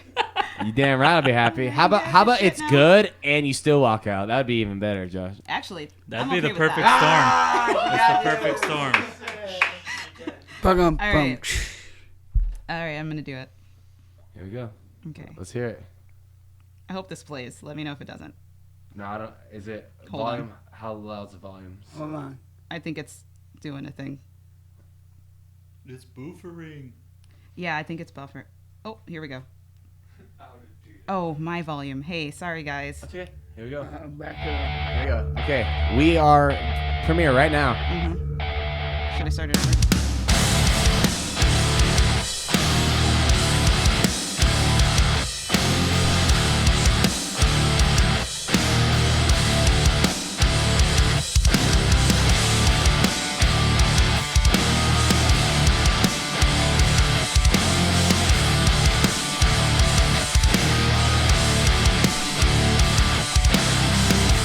I close my eyes, imagine I'm on fire, protected from these phantoms, haunting my every move.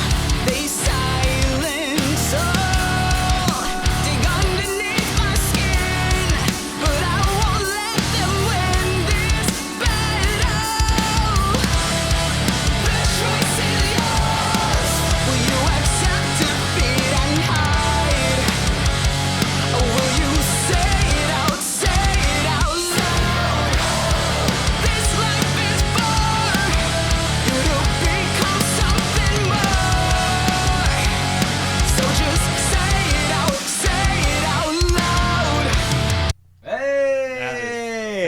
good. That was really good. I like the voice. Little Good tone. voice. Thank All right. you. This is a little different from the other voice. So does this change the way you guys play, or your the angles, or just used to pop right in on top of the way they always? Yeah, no, I mean, obviously there's a normal adjustment, right, of just singing, playing with a new band, singing playing with a new vocalist. That was really good. So that's gonna be maybe a single, or is that just one of the songs out of all the ones?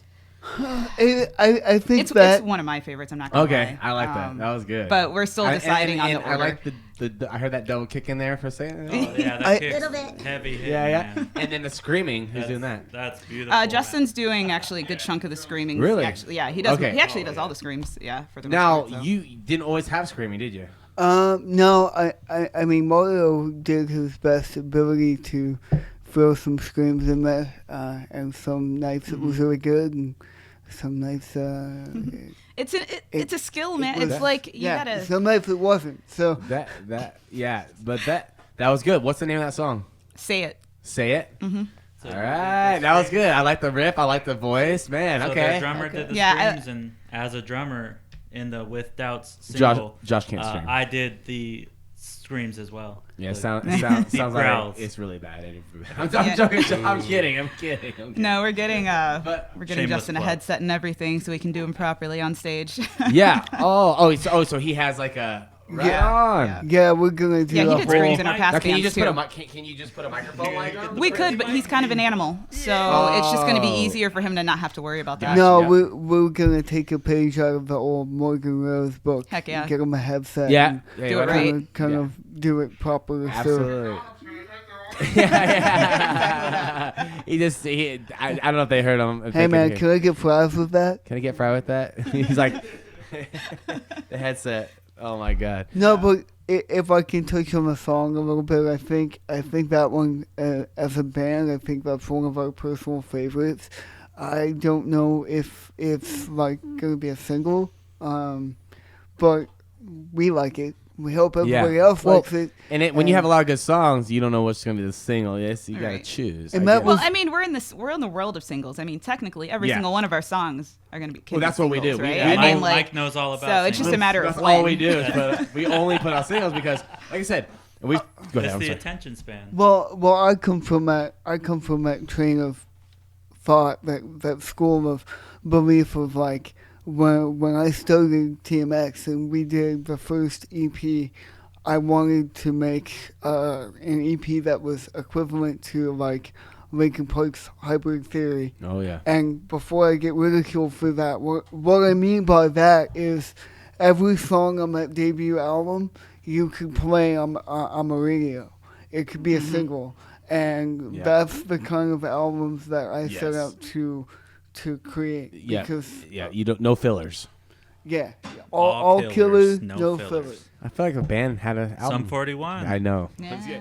Did they name an album that? I'm Some not 41 familiar. with Fat Yeah. Lip. It was called All Killer No Filler. Oh, sick. Yeah, and their album before that wasn't like huge. It was called Half Hour Power because it was like a half hour. Oh, hell long. yeah. Yeah, so they had that kind of that lingo. By the way, guys, I hate to do this.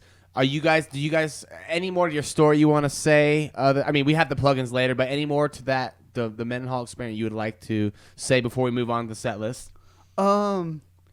I mean, And by the way, no, I'm not rushing you. I'm just asking. I mean, But he's kind of Sounds a rushing. little bit like rushing.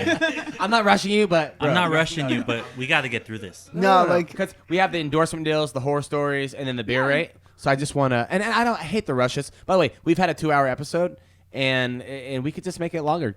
Take your yeah. time. Let's No, go for 5. Let's go for 5. I mean, we're excited to be here. We're excited for the world to kind of see what I feel is the strongest and most prevalent version of the Mendenhall Experiment. I know we've taken a lot of members to get here, Yep. but all those different members have been nothing else except for learning experiences. When you start out and you're a complete amateur, Yeah. like, you just kind of, well, at least I did. I went through the band life with like bumpers, just Yeah. kind of finding my way through it. Because truth be told, I really didn't know what I was doing. I thought I did, Yeah. but learning to deal with people while you grow as a human being yourself is a whole dichotomy in itself. Yes. So I personally feel like this version of the band is the strongest. It's going to be the most successful. I also feel that bringing in Alyce and putting a female face to the band is something new, fresh. It's fresh, yeah. It's fresh. But it was also an original idea when I came up with the concept of the band to have a female, and it kind of went in a different direction, and now it's come full circle. But also putting a female up there kind of leaves space for Mario and what he did. We just didn't go out and replace. Try to find another Mario. Try to find another Mario. Yeah. Try to find another male to replicate or replace what he did. Yeah. So when you guys play live again, will you still sing the old songs? Yep. Absolutely. And is it easy? Is the key easy? Do you have to change the key for you? It isn't good. Yeah, I mean, there's only it's some of them are obviously like in the lower register of my voice, but I have a pretty good range, so. Perfect. So there's not going to be too much. Yeah, no. tuning, For the most part, adjusting. it actually makes it easier. Good. It shows a nice balance between the older and newer songs too, just because That's good. of that. That's good that you don't have to like totally readjust the tuning. Yeah, the I was a little keys worried, going in, thinking, oh no, we're gonna have to change the key of this one, and but and no, not really good. That's a headache that you don't have to deal with. Yeah. That's great. Yeah, no, I mean, she came in and she sang, and I was playing guitar, and I kind of looked over, and I pulled my hat down over my face, so like she couldn't see how excited I was, because I was like, man, I haven't heard those songs with that level of vocal range in a long time. Wow. So he's like, this is so cool. So awesome, guys. The story of your band. We're not done with the podcast. We'll talk a little bit more at the end with the closure and plugins. But thank you for the story on your start and to where you're at now. And I'm looking forward to what's gonna happen. And it's almost like a fresh start. COVID's done. New singer, new angle, fresh minds. This is good for you guys.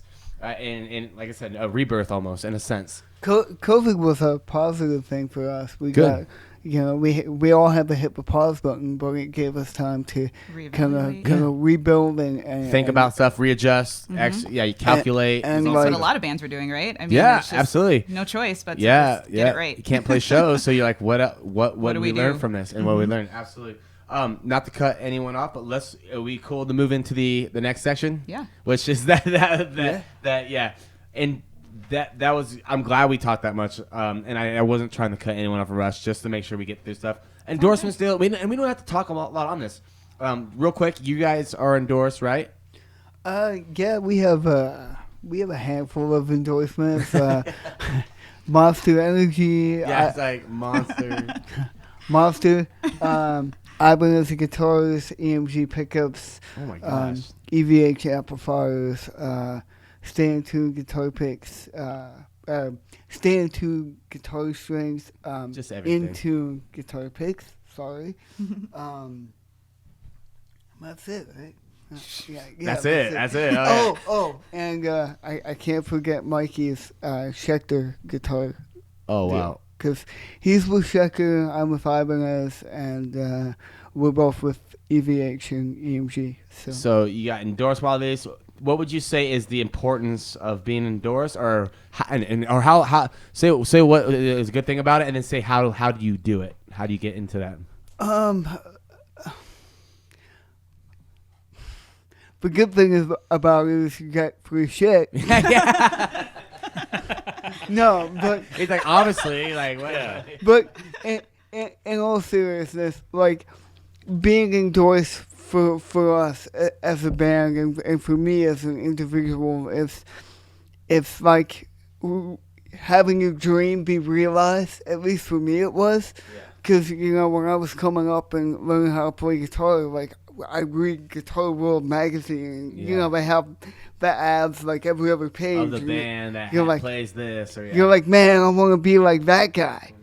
And so finally getting to be that guy is it's kind of a trip, dude. I bet. And I guess as far as how you go about doing it, it's different for everybody. Yeah. Do they come after you, or do you have to get a hold of them, or is it kind of sometimes we have been approached for a couple of them, but 90% of it has been hitting the ground running and approaching the companies at like the big trade shows like the NAMM show. Yeah. And hooking up with their A&R rep, getting an email contact, and just being consistent. Yeah. But I mean, you gotta have your stuff together too. You can't just be like a local band with like playing, a couple shows a year and expect them to want to put their name on that. An A-list company to want to back you.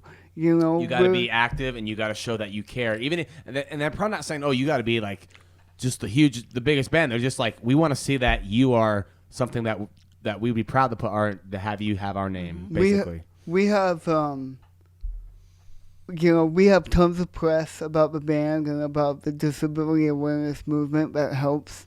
We've got the album that was professionally released with Universal. Mm-hmm. And then, we've got all the touring we've done. Your credentials nationwide. Are there. That's what I was going to say. Yeah, it seems like. The long and the short of it is, like, most companies aren't going to endorse you until you reach the level of, like, a national touring artist. Yeah. Once you hit the road and you have dates across the country, then they're more like, okay. Because you're getting their name out. They're playing across country. Yeah. They're more apt to sit down and talk with you.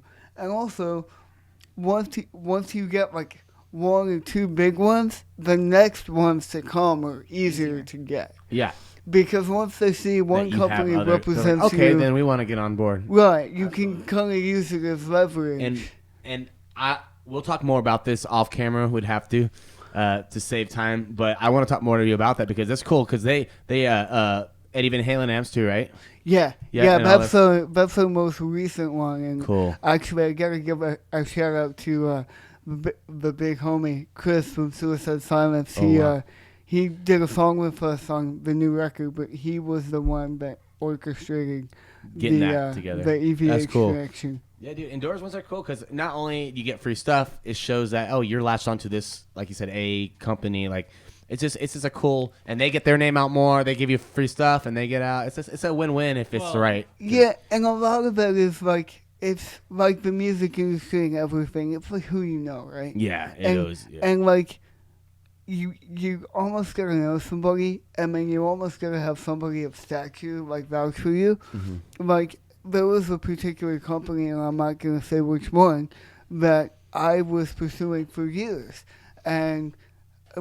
They never got back to me. Mm-hmm. But the moment we were walking on stage at Aftershock, the main stage, the rep walked up to me. Literally, I got my guitar on. I'm going to walk out on stage. Yeah. And he goes, "Hey, I'm so-and-so from this company. From so-and-so. Like, we'd really love to work with you." And you're like, and now? Right now? And I literally turned to him and went, "Oh, that's cool, because I've been trying to pursue you for like 3 years. But yeah, let's make it happen." I got to play a show right now, so. I gotta go. That's cool. So, endorsement deals, for anyone listening, it's just when a company will give you their stuff to use, and they get promotion, and they give you stuff, and also it's kind of a cool team work, right? Yeah, I mean, the name of the game is like, your entity, your brand has to be big enough to promote their product. Yeah. And a lot of people just view it as like, oh, this company backs me, they give me free stuff. No, that's not how it works. Yeah. They give you free stuff, or they loan you free stuff because they want you to go out and promote their product. And if you can't do that, you're not going to be endorsed for very long. Exactly, I agree. I mean, that's it's business. It is. Mm-hmm. Josh, were you going to say something earlier? I thought I heard you pipe up. Oh, I was just going to say endorsement deals. It's good for the band too because it makes them feel like what they're doing is good. Worthy of like, them. Yeah. It just makes you feel like someone believes in what you're doing, And it shows your fans that this Yeah. company believes in us too. So And you Sure, know, and I'm it- sure there's a bit of street cred there too, right? Yeah, oh, and yeah, then like, absolutely. oh, we're endorsed by so and so Oh, and so and so, and it's like, exactly. oh, that's Yeah. impressive. That's the You're word I was actually looking for. doing There's it, a little right? bit of trust Yeah. me, there's tons of local artists that come through and they're like, I'm endorsed by, and then they name some company I've never heard of. Cold Cock whiskey. We haven't. Yeah, well, a lot of bands are. Cold and Cock Jaeger. whiskey. And Jaeger. Yeah. And everybody remembers the Jägermeister bands. Like, yeah, we'll endorse you. We'll give you like free merch, but not booze, and we're not gonna pay you. Can I be and we're- honest with you? There's a lot of Iowa bands too that were endorsed by Jägermeister. Like I think Jägermeister's like any band who you want to be endorsed. We got you. We got They you. just I give feel like out Cold Cock a was couple doing that a shirts. few Yeah, years Cold back, Cock too. whiskey, Cold, yeah. Cold Cock was Cold that, Cock. Well, the backstory between Cold Cock and Jägermeister is the people that left the Jägermeister team went over to Cold Cock, and like that's why that same dichotomy presented itself in a new format. Yeah. And really, I think as far as you were saying, a lot of Iowa bands, I think a lot of bands jumped on that Jägermeister train and said they were affiliated, but actually had no affiliation. Oh, they just like, oh, we're on it. They just bought a bunch of Jägermeister from the store. I mean, it's kind of Hashtag it in Legal, Instagram. right? Yeah. It's kind of easy to fake it to make it if you know how. Yeah, it's true, and it does work for people. Now I will say this for Ryan, our camera crew, they do have another another gig to do later, so we'll get bumping along. So endorsement deals, you guys are endorsed by a lot of things. I want to talk to you more about that a little later off camera. Yeah. But that's cool. It's like street cred. I mean, and you have many. It's not just one. It's like so that's super cool. Yeah, super fortunate to be not only affiliated with these companies, but affiliated with the companies that we wanted to be affiliated with. Exactly. It's funny. Real quick story. We're not endorsed by anyone. I think our drummer is going to get endorsement from a cymbal company, but that's a whole nother thing. TRX. Yeah, you knew it. Yeah, because he's like, that's the easy one. But I will say, I wear lacer hats. If you can see, there's like the black laces in the back. Oh, that's sick. So I wear these lacer hats, and like They look like hockey. yeah, exactly. like hockey And I have skates. you can see the ones up there on that thing. There's a Yeah, hockey but you're a Ducks fan, so I am a Ducks fan. So Go Kings. no, get out of here. go Kings. Oh no. Come on. No one's ever a Ducks fan. So, anyways, Cause so obviously, like Disney ruined them. you ruined yourself. Okay, no, I was kidding. But anyways, the hat. I love the lacer hats, right? And I just thought they were the coolest hats, and some people were like, "Oh, those are dumb," and I'm like, "I like them." I mean, I've had someone say like, "Why do you have lace on your hat?" I'm like, "Cause I threw my shoes in with my hats in the closet, and they got it on." All right, that's why I'm kidding. So that you got shoelaces on. Cause Your I'm constantly lacing you up, dude. yeah, dude. Yeah. So you gotta get your the hip thing hop is- on. The thing, yeah, exactly. I Stay think they're laced. sick. I think they're sick. I think they're fresh looking. So I wear these hats, and then it's cool that the Lacer company, Lacer Headwear, they actually put me on their Instagram, a picture of me wearing their hat. Sick. As the 22 Salute singer. I was like, oh, sick. It's not an endorsement, but I think I asked them. I said, hey, I said I didn't ask them for endorsement. I said, but if you guys ever want any endorsements, like, let me know. And I think they said, okay, cool, we'll let you know. And that's it. But I thought it'd be cool if I could get endorsed by them. I think there's a lingo and an appropriate like language You can help me out with that? to doing that. I'll teach give you me the some ways. tips. All right. I'll enlighten you with the force. All right, I'm your Padawan, man. You teach me how to get the endorsement deals. All right, well, we got to move on. Okay, and next on the set list, guys, the third item on the set list is show horror stories. So we're all going to just tell us a horror story from a show. Oh, yeah. Yeah, we're going to switch it up here. Oh, yeah. So I'm going to let the Mendenhall Experiment go first. Does Justin have a microphone back there? Because I feel like he needs to interact. Justin can talk on the... He could swap spots with me real quick. Most of my horror stories are just watching all of you guys perform. They got that. My horror story is, God, we had this guy named Josh Poma in our band. Jeez. That was good. Our last show, Gang. that was pretty bad. No, it's all good. I don't remember it, to be honest. It was at Dipiazza's. That's why it wasn't That's why it was bad. Because of where it was at. Not because of DPI's. No, DPI's is a great venue, man. It has to be the right thing. So I think it's the bands we were playing with that day. Oh, yeah, well, maybe. I thought the sound and the stage was good. We played there a few times. okay, no, I think we played there once and it was with Josh, so that's why it was bad. So I'm I ruined shows. no, I love you, Josh. But anyways, horror story. Let's go. I want to hear this. Give me one that you like. This it could be, and you don't have to. Oh, man. Just give me one because we all have a lot. It's easy for me. Like, we had, and the last tour we did was, like, it wasn't, like, one show. It was, like, the entire tour. It was, okay. we went out and we were the direct support for the 90s new metal band Flaw. Okay. We've went out with them a couple of times. So we did like a 15-day tour with them. We ran up the East Coast, and we started in we started in our hometown, and then the official first day of the tour was in Akron, Ohio. So we went from the Midwest all the way up to the East Coast, and then back down, and I believe the tour ended in Tennessee. Okay. And it was just, man, for me personally, it was the worst time period for the Mendenhall Experiment. It was just depressing. All the personal, Talk about Murphy's Law. the interpersonal, Anything that happened will happen. Yeah. the interpersonal relationships were bad. Certain people's skills were declining, and we were just tired, and we had van problems from day one, and vehicle problems will be one. and logistic have a van problems. And it's until day one. Yeah, let's be real. We didn't even have a van. We rented a minivan to drive from Corona, California to our hometown in Illinois. And we realized when we got to the studio to load up the gear that we didn't have enough space to take everything and the band and the crew. So we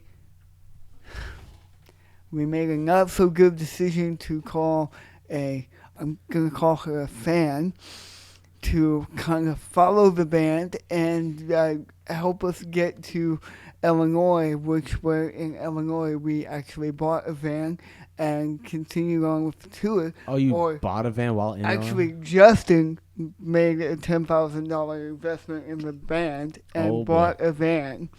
Oh, Justin? Yeah, Justin. Justin, thanks. Dang, dude, that's a big investment. And I'm thank not very smart. you. Thank Oh, you're not you. plugged in. It's right there. Yeah. I'm trying to do the sound, but I was like, thanks, Justin. Oh, wait, Justin, the drummer, sitting on the couch next to Josh. Justin, why don't you get on camera real quick? Would you real fast? Yeah, here, switch with me. I gotta go to the bathroom anyways. Oh, yeah, get behind Josh. There. He's getting behind. You there you take go. that and I'll be Just back. like Jay did. Don't worry, we're cleaning this and we're not anywhere near each other. We're No 6 feet apart. So, Just get on the couch. yeah, or you can just jump on the couch. You can just jump on. You're too far from the mic. Get on that. Get on it. So, On the couch. get on the couch. Dude, that Oh, couch. man. That couch has people love that couch. It's like Too much. There's too much love on the couch. Too That couch I was wondering where you're gonna go with Hey, that. I get a lot of ass on that couch. You get Oh, I get it. I know, But it I was- know my honest is on it right now. Tornadoes. Oh no, my arm's stuck to the. Do you guys get tornadoes in Illinois? Yeah, they call it Tornado Alley. Tornado Well, season. that's like. Well, actually, Tornado Alley shifted closer to Kankakee in the past few Yeah. years. But yeah. Every summer we get That's we get at least one time where there's a tornado touchdown the county and you get the alarms going off. It's like creepy. Dude, when I was a kid, when I was like 5 or 6, maybe I was a little younger, a tornado actually picked up, because I grew up in a trailer park, mobile home center. Manufactured home Yeah. community. And a tornado rolled through and actually picked up our shed and moved it around the corner and dropped it on top of my mom's car. Oh no. Okay. No lie. I'm not. this is funny because I have to say this. I lived in Georgia, right? And for some reason, tornadoes always target trailer parks. They really do. Yeah. I don't know what it is. I assume it's the mobility Tornadoes of said hate homes. poor people. I noticed it in Georgia. And you Tornadoes said are that. classic. You said What that. the I said for some reason tornadoes hate trailer parks, and they always go after the trailer parks. It's like they're the most vulnerable too. I'm like, what an asshole! Like, why would a tornado do that? So I'm just saying. When you said that, I'm like, it sounds right because in Georgia, it's always. I'm not laughing. It's horrible. You are totally laughing. You'd wake up and go on the news and it's like tornado touchdown and it show. Royal Oaks. Royal not Oaks funny. Estate. A whole trailer Mobile home park. A whole trailer park wiped out. No. No, it's not funny. It's super sad.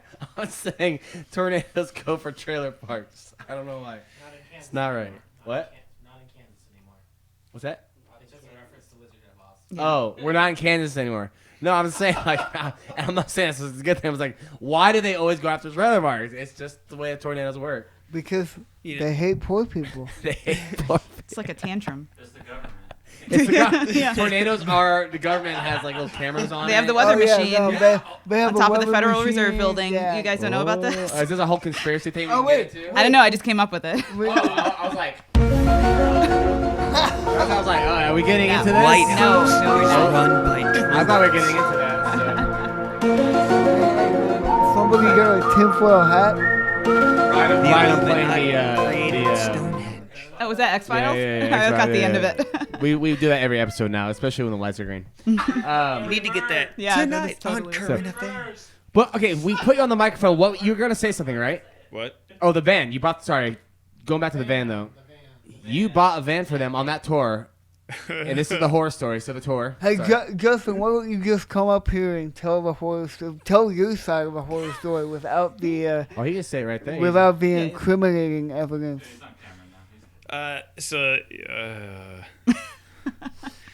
So we get going, and then on the drive, basically the van check engine light came on. It started misfiring really bad, and it wouldn't run. After you bought it. Yeah. Oh.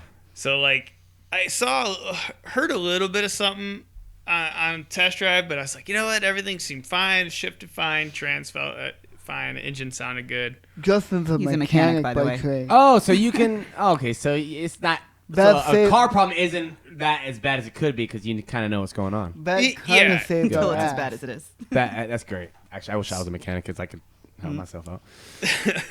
Yeah, it's not as fun as it sounds. So But, anyways, But so yeah, basically, we ended up. Did we miss a show?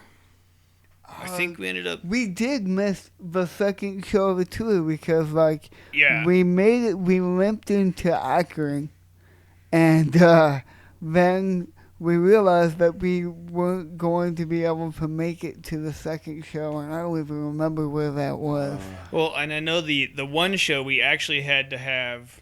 But I that think one it got Greg, canceled. we had to, was his name Greg? Yeah, that was Akron. Yeah. That was the nightmare. Like, the first show, Yeah. we had to, like, basically unload the trailer and on the side of the road and abandon our vehicle oh god.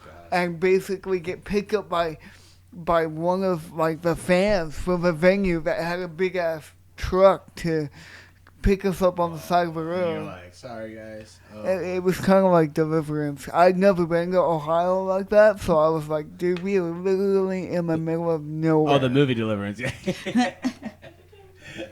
But it actually happened. So, so moving on with that story, is that the worst part? Did it just get worse from there? Everything just went, or was it? Just, it snowballed from So, there. yeah. Oh, So God. we ended up trying to, I think, leave from there, and then no, we ended up staying at that hotel, and then. He Luckily, worked on my yes, van for, like, being 3 a days. mechanic, I just laid out in the parking lot trying to figure out what the heck was going on. So then eventually finding it, it was actually a clogged exhaust system. Oh. So I had to fix that in the parking lot, which that's always fun. But hey, we got it. After that, we got it going, and everything Good. went smooth with the van. Good. And then you're on your way, and did the shows go good from there or no? I will say this: the shows on that tour were amazing. See, It really didn't take it away from anything. This is From, everything else from outside the shows. our performance, Yes. but everything off the stage, the interpersonal relationships, the van problems, the just the entire mood of the tour got off Yeah. on the wrong step, and it just carried with us for like the entire tour. And so it was miserable, although the shows are good. I- Which yeah, is the the most shows- important part. The shows were good. Like we But didn't. outside that, it was depressing. I got you. Well, We- you know we what? didn't- It was like like, you know, I don't want to point out drama here, but it was kind of like being like, for me anyway, being like on a Jerry Springer like road tour. I just got to be in the crowd for like 2 weeks. It was actually really pretty cool. Dang. It was a good time. It was good times. Yeah, we kind of that was. we kind of reality knew show after that run that there were some changes that needed to occur in Sometimes things help you realize. in the lineup, and there was some You're stuck in a personal. small space with people. There was You see learn their real true quick. character. Yeah. Hey, we learned real quick about each other in this little apartment here when we were filming. You know, we ended up, like Josh. I kind of liked him at the beginning of the show, but now I don't like him. No, I literally. Yeah, oh yeah. Oh yeah. Hey, look, you like how we switched couch contributors because Josh was doing it? No. See, he got bumped off for an We'll- older guy. Well, we'll get Josh back in there for the beer rate, but yeah, I'll get out of his seat. No. I'm keeping No, it warm no, it's for all him, good, which it's it all was good. really warm when I sat Well, down. Josh, I thanks gotta say. for contributing. Hey. Hey, I'm on camera. So, but other than that, was it just threw you off, and then it was just like, bleh. You know what it is? I think there was also an element of like we got signed in 2015, and like as soon as we signed the record contract, it was like we get shot out of a cannon, and we just rolled with it, like It's gotten better. and we never stopped to fix anything. We never stopped to like work on ourselves or the interpersonal relationships or the business side of things. We just kept moving from one event to the next event, one tour to the next tour, and just kept grinding. Persistence. And, You and never I checked the feel like- check engine light. Yeah. Yeah, all while ignoring the check engine light for the band. And in 2019, when we did that tour, it just kind of all came to the surface, and it just the engine blew, so to speak. So that was a 2019 tour, the horror story. Yeah, it was like Okay. 2 years ago.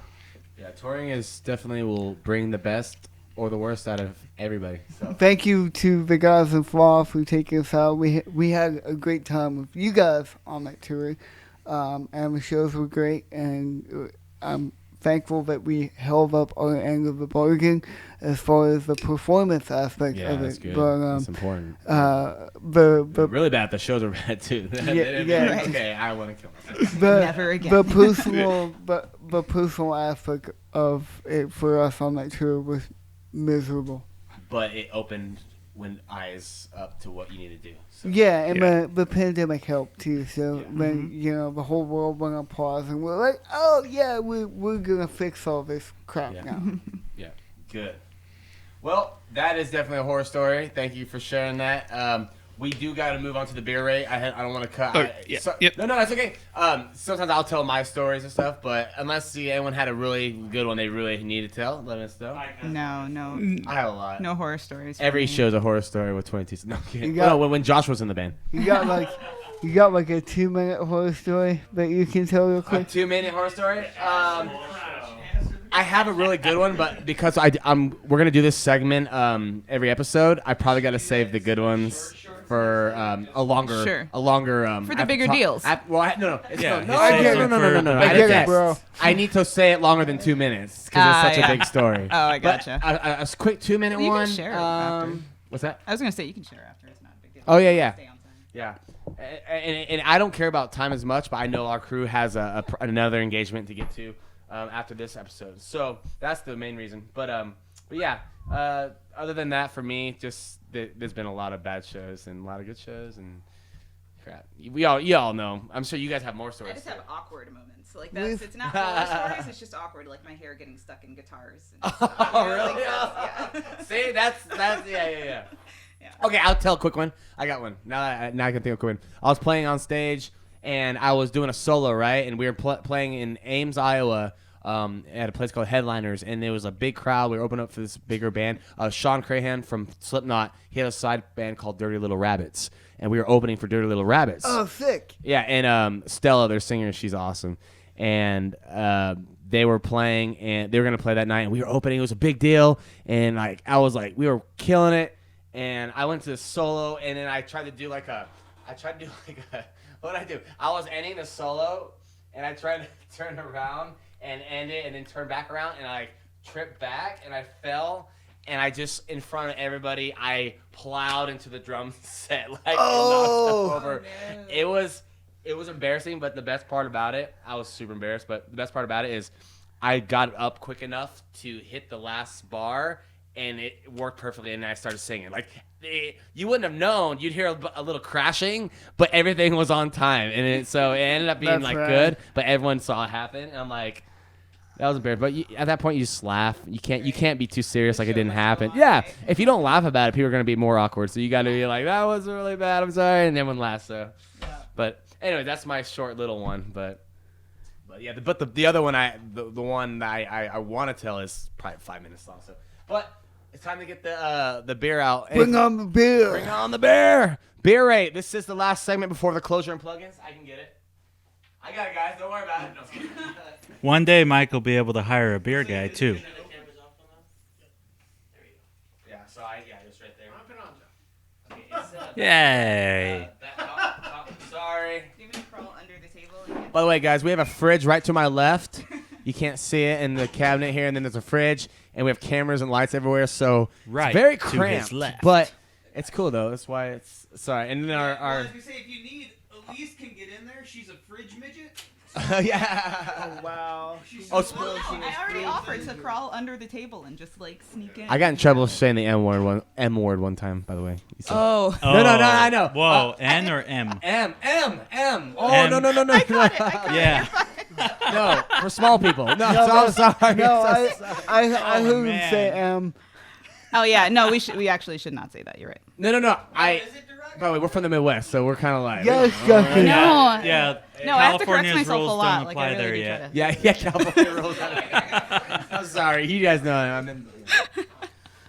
Hey, can we talk about that for a second? What? How we grew up in the Midwest, and the things that people think are socially acceptable in the Midwest are absolutely not politically correct here. Yeah. In the Midwest, you can. By the way, everyone has a good heart there, but they just don't say things that people hear. If you said it, they'll be like, "What?" You're like, "Oh no, we didn't mean that. It's just how we say it." You're like, He said what? Yeah, it's like no.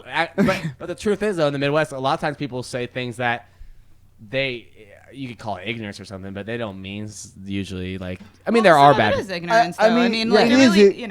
Yeah. it's a combination of the things, Ignorance right? I isn't mean, always ultimately, negative. you educate yourself and figure it out. Yeah. So, but yeah. So, we were talking about little strippers coming out of the cabinets. That's what. By the way, that's what it all came. That was yes. And I think I said it first. So. Yeah, you did. Okay. So, anyways, guys, Damn it. we are now at the beer rate. This is our third one ever. We're with Rowdy's Brewing Company out of Rancho Cucamonga. This drink is called. It's from a movie too, Overgold. And it says it's a movie came out in '91. Junebug's Demise. It's like this. Never heard of it. Josh, can you type that up? No. Should I Google this? No, there's a guy named Junebug, right? There's a guy named Junebug, and he's in a movie from '91. Just type that in, say Junebug, and then Oh my god. Overgold. Say yeah. Anyways. No way! I'm gonna get you sucker. Oh my god! Oh, yeah. Okay. Okay. Yeah. Oh my Oh, god. I've never seen that movie. That's Oh why wow! the- It's a Definitely Wayans- watch it. It's one of the Wayans brothers. That's why the Keenan Mr. Ivory T, Keenan Ivory Wayans. the Mr. T kind of changed. Chris I'm Rock gonna has get the you. best Pass part this in to that the whole couch movie. contributor, or will someone pass it to the couch? Just How much for one rib? okay. Now, if we have any leftovers, Justin, and if anyone Got wants to change share for with 100? Justin, if you want a swig, we can give you a swig. I only have 4 though. They only had 4, so I had a time. Okay. Justin, you so, can swig anyways, from mine. camera guy. We could swig at the same time. It's called for Over mine Gold. you If you want. can, I don't know if you can zoom in. It has gold chains on it. Oh my god. Has gold chains on it. That's And Rowdy. it's a blonde ale. I remember that last beer we did. It was it had the little cat with the stogie on it. Had the backwards hat. It's got like a 1970s kind of like You got it? shaft font. Cool. Well, hence I'm gonna get you sucker. Yeah. Yeah. Dude, but I love how I buy these cans and I buy these drinks from breweries, and they have cool logos and stuff on it. I need to start saving the cans. I threw the last ones away. That's dumb. Anyways, Are we allowed to open this now? Yeah, but we have a thing we do. Yeah. Did I mess it up? He was just ready. He was ready to drink the beer. I messed up. I already The had problem it is I was open. supposed to hit. This represents the segment. I didn't even do that. But once I hit this, we start drinking. This is the funny horn thing. Ready? So go ahead and crack your beers. Crack. Just double that one. Okay. Hey, Don't drink it yet. Last episode, they had a hard time following the rules. Don't drink until the car horn starts, all right? Too late. All right. The rules would have been nice to know. Go!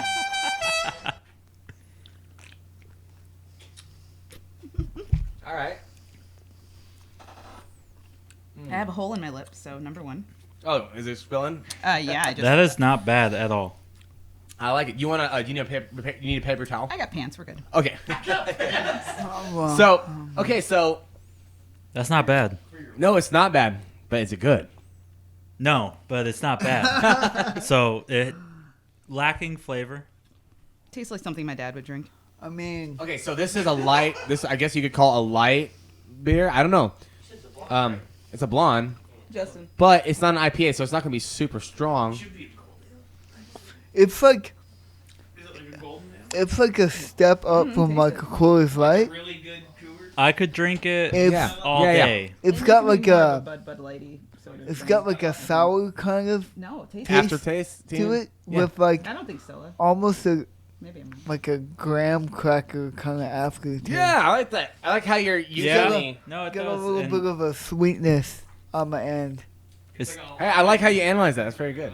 it's something that I could drink all day, and It does have a graham cracker aftertaste. It definitely is a hot. Are you just summer pulling this day out of your ass, man? Because type I thing. don't think you know what this tastes like You at know, all. I'm not getting any of those notes. It's like DiGiorno pizza almost. Like I can taste the pepperoni at the beginning, but then it's like an olive at the end. No, I'm just Shut making up. stuff Taste the pepperoni. No, I'm kidding. By the way, our last one tastes like marshmallows and peanut butter and jelly. I think so. it gets better as you can't finish taste the that? can. I might, huh? You can't taste You mean as you that? get drunk? No, Yeah, but like I haven't eaten the yet, less so that you might could be taste why. it, Do you the have better it COVID? is. I can taste it. Have you been exposed? Well, I mean, you did get the vax, so. Damn it. Okay, well, I'm gonna rate it real quick. What's your guys' rate? Give me a rating. What's the scale? 1 to 10. Wait, but what like rated on like like Just in- anything. in One terms of, being like, I can't believe this is beer. This is the worst thing ever. 10 being like, this is the best beer I've ever had. I give it a 4. Okay, 4. That's fair It's enough. not horrible. It's definitely it has drinkability Okay. and it has not a bad taste, but it kind of lacks like Yeah. a definitive flavor. Yeah, It it lacks lacks a little oomph, a little zing, a little something. Go ahead. What do you think? Like 2.5, 3. Now, Really? granted, I'm not a beer drinker, but I'm also really picky if I'm going to Okay. taste a beer. So you're a so. hard crowd. Yeah, it's hard just- crowd. it's just not- But again, I say that, but I also really feel like my parents would like this. Okay. Yeah. Not just because of the reference. And by the way, yeah. They love that movie. All right, Josh. So I gotta say, it's smooth, light, and refreshing, as the can says. And it was also given to me for free, so Okay. that does increase the score. Doesn't count, but I'm gonna give it a 6. 6. Okay. And we're gonna go ahead and add wait, did Justin have a sip? Mm-hmm. He's got my. What do you think, Justin? Give me something. All right. You just get behind Josh. Just get. Man. See, Come on. Now we get off the Swing couch. on He's over getting here. serious. Yeah, now we're he's- talking okay. beer. All right. The So, water's fine. all right. Go down a little lower. I'll give this. Go down. Beer That's what she said. Lower. about a. It's gonna get a 5. Okay. It actually gets points increased from flavor because of the reference and the fact yeah. that it is an awesome can. So I'll give it that. But yeah, it almost tastes like one of those pretzel beers from Shock Top a little bit. And yeah, I'm not a big fan of that. Okay. But if you like light beers, this would be good. Right on. Okay, so and by the way, it's hard to get a 10 in any beer. Oh So yeah. thank you, Justin. I don't know. There's a couple of them. By the way, I can drink this. This is smooth. Like I could literally have a whole night with this and be fine. Like it's not like I'm like, but as far as it does, but here's the thing: they might have other beers there that are just bomb ass. Like, but the one I chose, I do love some bomb ass. I mean, I can tell what they were going for with the reference and everything. You know what I mean? Even Yeah, in terms yeah. of the flavor profile. You So know, I get it. with the imagery and the drink, it all works out.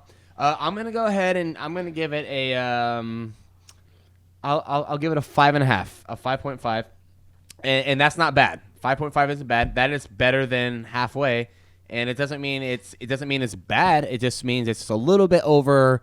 It's there, which is fine. It's a beer. Yeah. But I will give a lot of props to them for an awesome can, and like I said, the reference. I'm sure it's a movie that people are like, oh yeah. A lot of people So, will get it. and by the way, I'm still gonna go there to check out the rest of the beers. So everybody, Rowdy's Brewery Company in Rancho Cucamonga, check them out. And yeah, thank you guys for the beer. And I'm gonna finish this up, that's for sure. So, and it's a light taste. It has a light taste to it.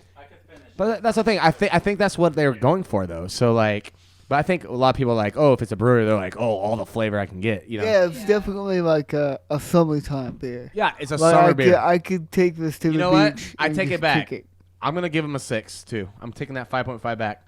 Okay, so we have average grand total average is no, that's not right. What, a 5? Are you doing math? Yeah, It's too early for that. I know it is too early. Wait, I'm sorry. But not too early I for messed beer. it all up. Okay, who said 3? Was that you? I said No, I said 4. 2.5, 3. Oh, you said 3. 4, What 7, do you mean? Wow, come on. I'm kidding. 5. 4, 3, 6, 6, right? hers with a grain of salt. So you mean it should be like 1.5? That's what It's like she 4, said. 3, 6, 6, and 5. So on average, the beer. By the way, do not judge Rowdy's by this. Rowdy's actually they had a cool little. Actually, their establishment was really cool. I walked in there; it's a really nice place. But you know what to do here, Ryan. On average, the grand total is 4.75, but that's okay because somebody. No, okay. Sorry. No, it's okay. I'm being funny. She doesn't drink beer, by the way. Hey, So man, do not judge them off this rating. It's 4.75. Hey, it's about halfway. By the way, I think it's a medium beer anyway. So that's what it is. And by the way, we're just the Rocco. It's not like you got to base your whole beer Yeah, off our. like- Also, if nothing else, just buy it for Trust the branding. everything. Like- yeah, we buy it for the say. can. The can's cool too. Hey man, it's better than all the domestic beers out there. Yeah. I will say that. Oh, see, So, you would have this before a Bud Light, huh?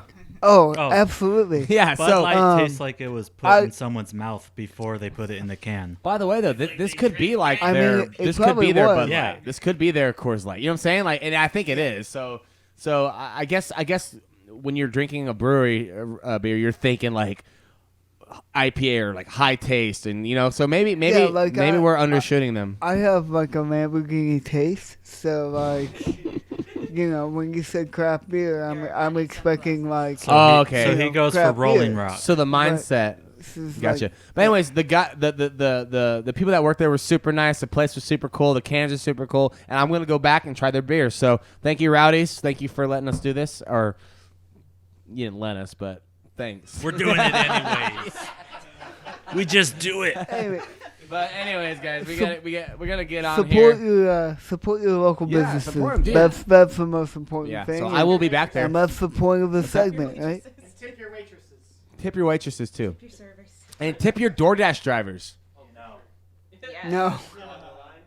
Hey, Well, I don't know. well. I do on the side. You know, here's my good. Yeah, I do. Here's my good. Well, because we get good delivery that way. Yeah, exactly. Oh, and people pick it up quick. Yeah. I know. Yeah. If you give a crappy tip, people are like, they'll skip it. They don't want to do it because it's a bad tip. Here's my gripe with Uber Eats, DoorDash, and whatever other one, Grubhub or whatever the fuck.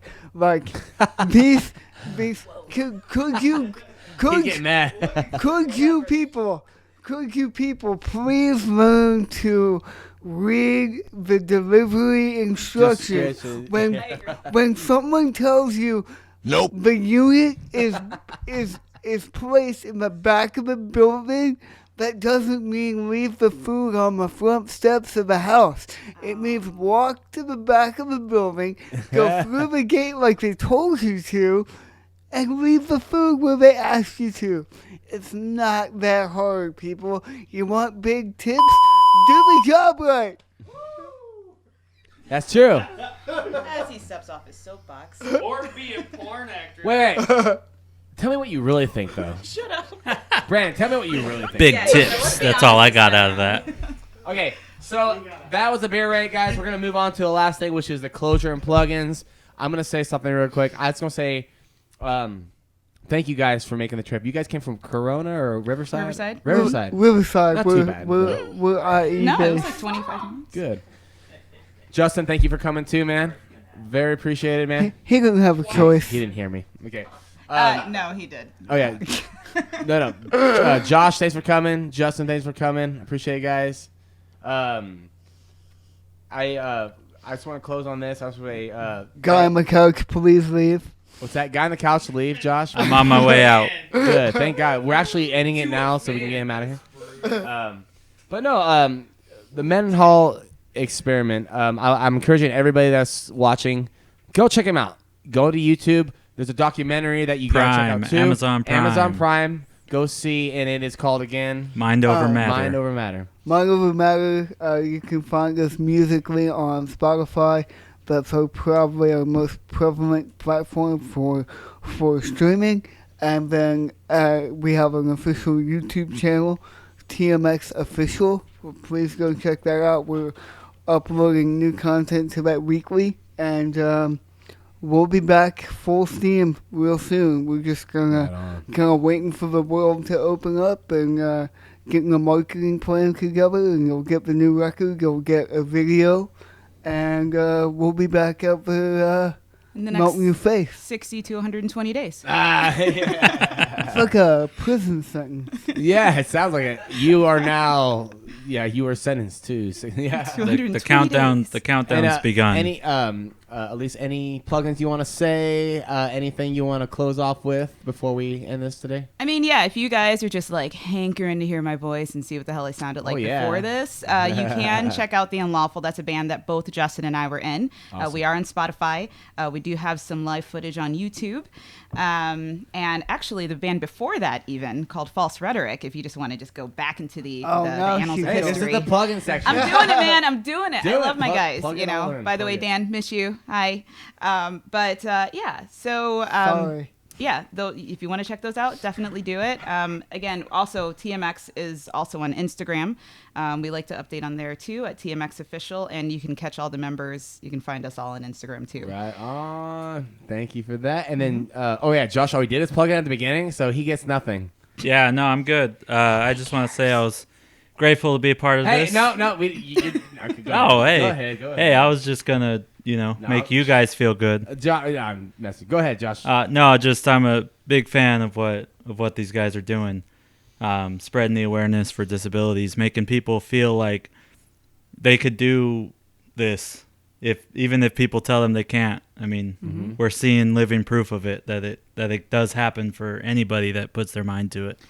I think that's the best part about the message, right? Is that yes, there is a disability awareness angle, because that's Brandon's story. But beyond that, on the greater scheme of things, it's just believe in yourself and like push But it's yourself. cool and you that can do it's whatever. not. Don't get us wrong. It's cool that it's not just somebody that has cerebral palsy that's in a band. That's it. Yeah. It's that you guys are actually successful and do it and making good. It's exactly. Good. Like Yeah, proving, it's good. Proving It's good the point. music. And Yeah.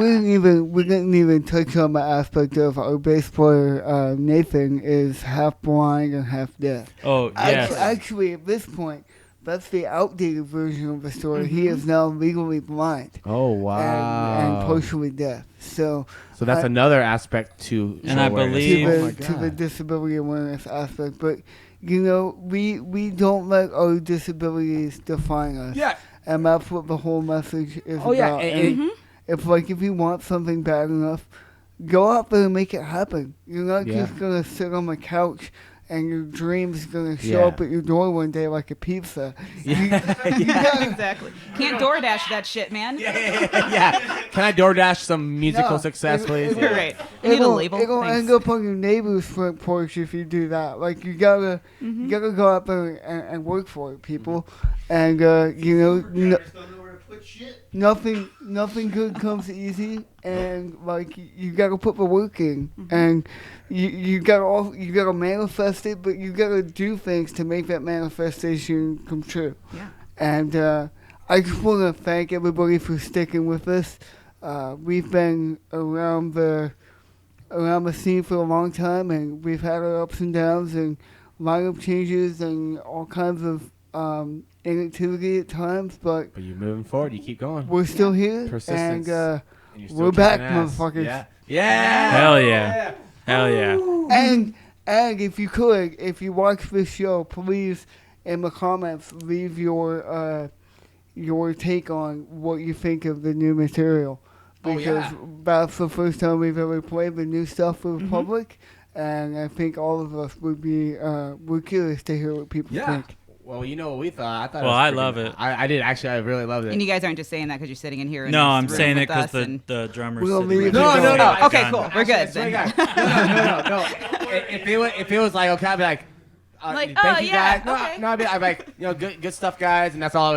No, wait, I'm not it's- I'm not a BSer. Actually, what's real, I wasn't just like, oh, cool. I was listening. I'm like, okay, the melody is good, this vocals are good, the riff that came out, I'm like, this is good, and that's not even. You don't even know if that's gonna be your main hit or not. And that's those just one of the songs that you drums like. were heavy. Oh, the double kick in there. Oh, they were heavy. Yeah. It was The mixing on that is so good. it was kind of hard Chris to is pick one amazing. because Yeah, we props to obviously that guy. wizard. we don't want to give away the definite singles, but we also didn't want to like play something that was maybe a little bit too commercial and not heavy enough, you know. So just I feel like we found a good mix. Good. And it sounded great to me, and I'm excited. But make sure to tell your fans that hey, if you want to hear a clip, come to the episode. Yeah. I'm not trying to say to get me viewers. I'm just saying that's like exactly what well, that was. It's no, fine. I swear to God. Shameless. Well, no, if I'm saying let them know because otherwise, because I don't know how many of them are. They don't know about the Rock Oath. That's what I'm saying. So they're not gonna know to just come to my site and see you guys. They yeah, gotta know no. from you guys to come see your song. That's what. but it's a total angle for you too, and that's why I was like, yeah, let's do it. Let's give the show something. I to appreciate kind it. of And by the pull way, people and in. this is the 4th episode, so I'm not saying this against anyone. I've had a lot of people want to be on the show, and not just like famous people. I'm talking about friends. Oh, man. No, just because they heard that I'm doing a podcast, like, oh, that's cool, and they're like, oh, we want to be on too. Which I probably will get them eventually, but right now we're trying to build, so I'm trying to get the best heavy hitters I can. Hey, I've So been you- begging to be on it, and took me 4 episodes to get on. Okay, yeah. Well, And I just get to sit on the couch. actually, Josh, I love you, man. I'm so glad you did this. No, but like, I'm glad you guys said yes and would do it. And like I said, we're not some huge famous one yet, so it's not like you guys are like on some big ass podcast, but it's growing and we're getting it out there. And by the way, this will always be here for the future once you guys can always tell people to come back for the old days and be like, hey, back then we did this thing. It's really good podcast. I don't know. You know? I get Well, dude, I mean, honestly, for me, this is kind of like the debut podcast with Oh, the really? lineup, right? So, Oh. I mean, that's All right. at least from my perspective. I gotta give a shout out. We didn't talk about it, but our original lead guitarist Mike Lara has come back to the band with he's back. Alyce coming into the band. All right. And for those that don't know, Mike has his own project, his own band called Where It Lies. Where it lies, yep. They're Yeah. killing it on the scene right now. We're actually playing a show with them If- in Corona. Yeah. Yeah, if you nice. On the haven't, 30th, yeah. for those who haven't heard of them, please go check them out. Support Absolutely. them. Where it lies, And, yeah. No, yeah, they're great. Good. They're big great. big props to Mike for coming back and and making TMX whole again. You Right know, on, dude. it was missing an element with him gone, and sometimes you don't realize what you have until you lose it. Yeah. And I feel like we caught it before it was too late. So Good. we're back. We're fully Better than active, ever. and we're gonna Breath of fresh crush air. it. Actually, I'm actually excited for you then, because this is a whole new thing, new angle, new fresh air, better than ever, ready to take on the world. That's cool, and I'm glad to be a part of that right here. So, Justin, anything you want to say?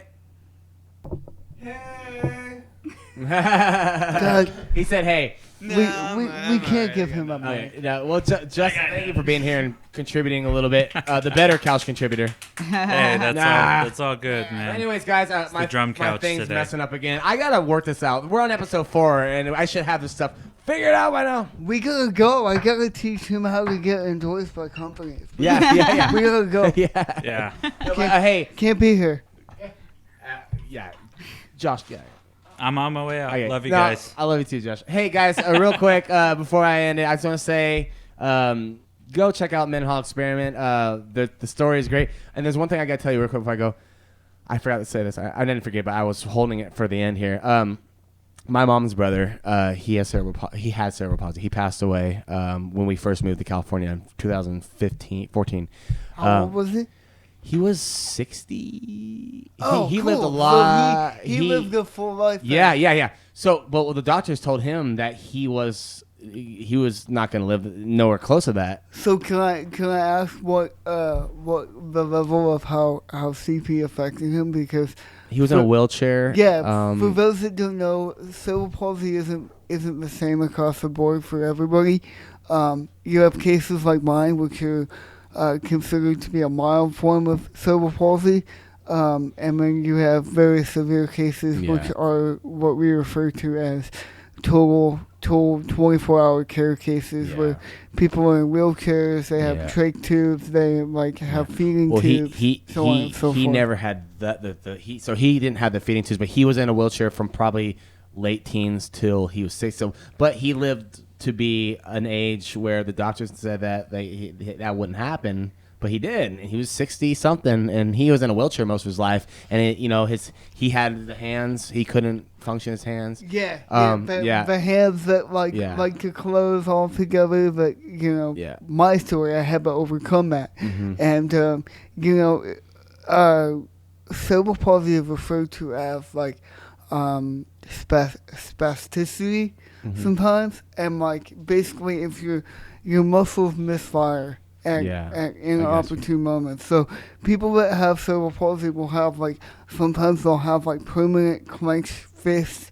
Or that's what my uncle had. His hands were kind of like that. He couldn't. Their hamstrings will be permanently tight, and they can't move, or they can't walk, or their hips will be disjointed.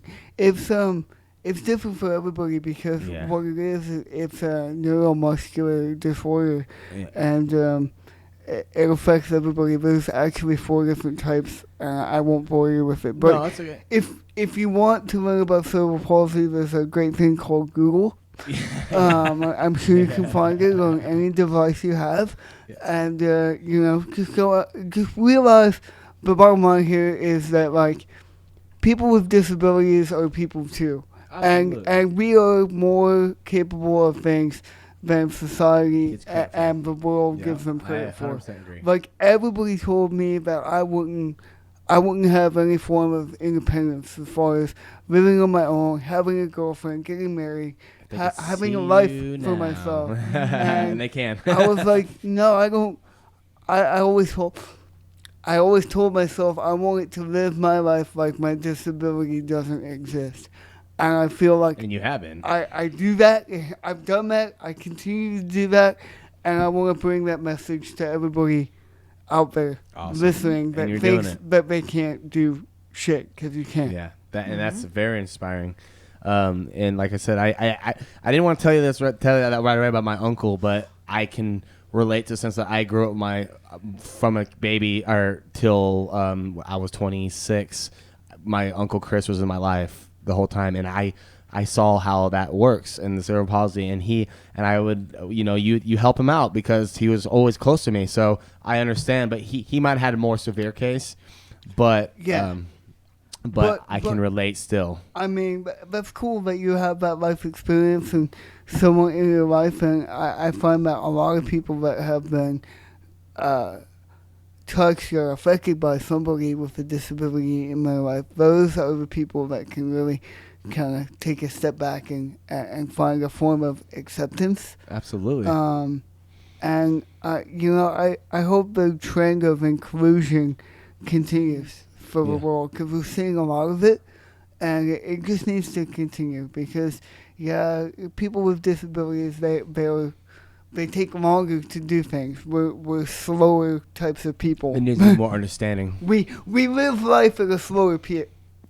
I don't want Yeah. to call it slow, It's because not like you chose it, so people need to understand, and they need to I'm a college grad. I'm sharp as a fucking nail, but Most days. most days. But shout out to Monster Energy for keeping me active. All right. Well, cheers, guys. We gotta gotta go. I forgot to do this. Cheers, Josh. Cheers. Air cheers. Oh, For the beers.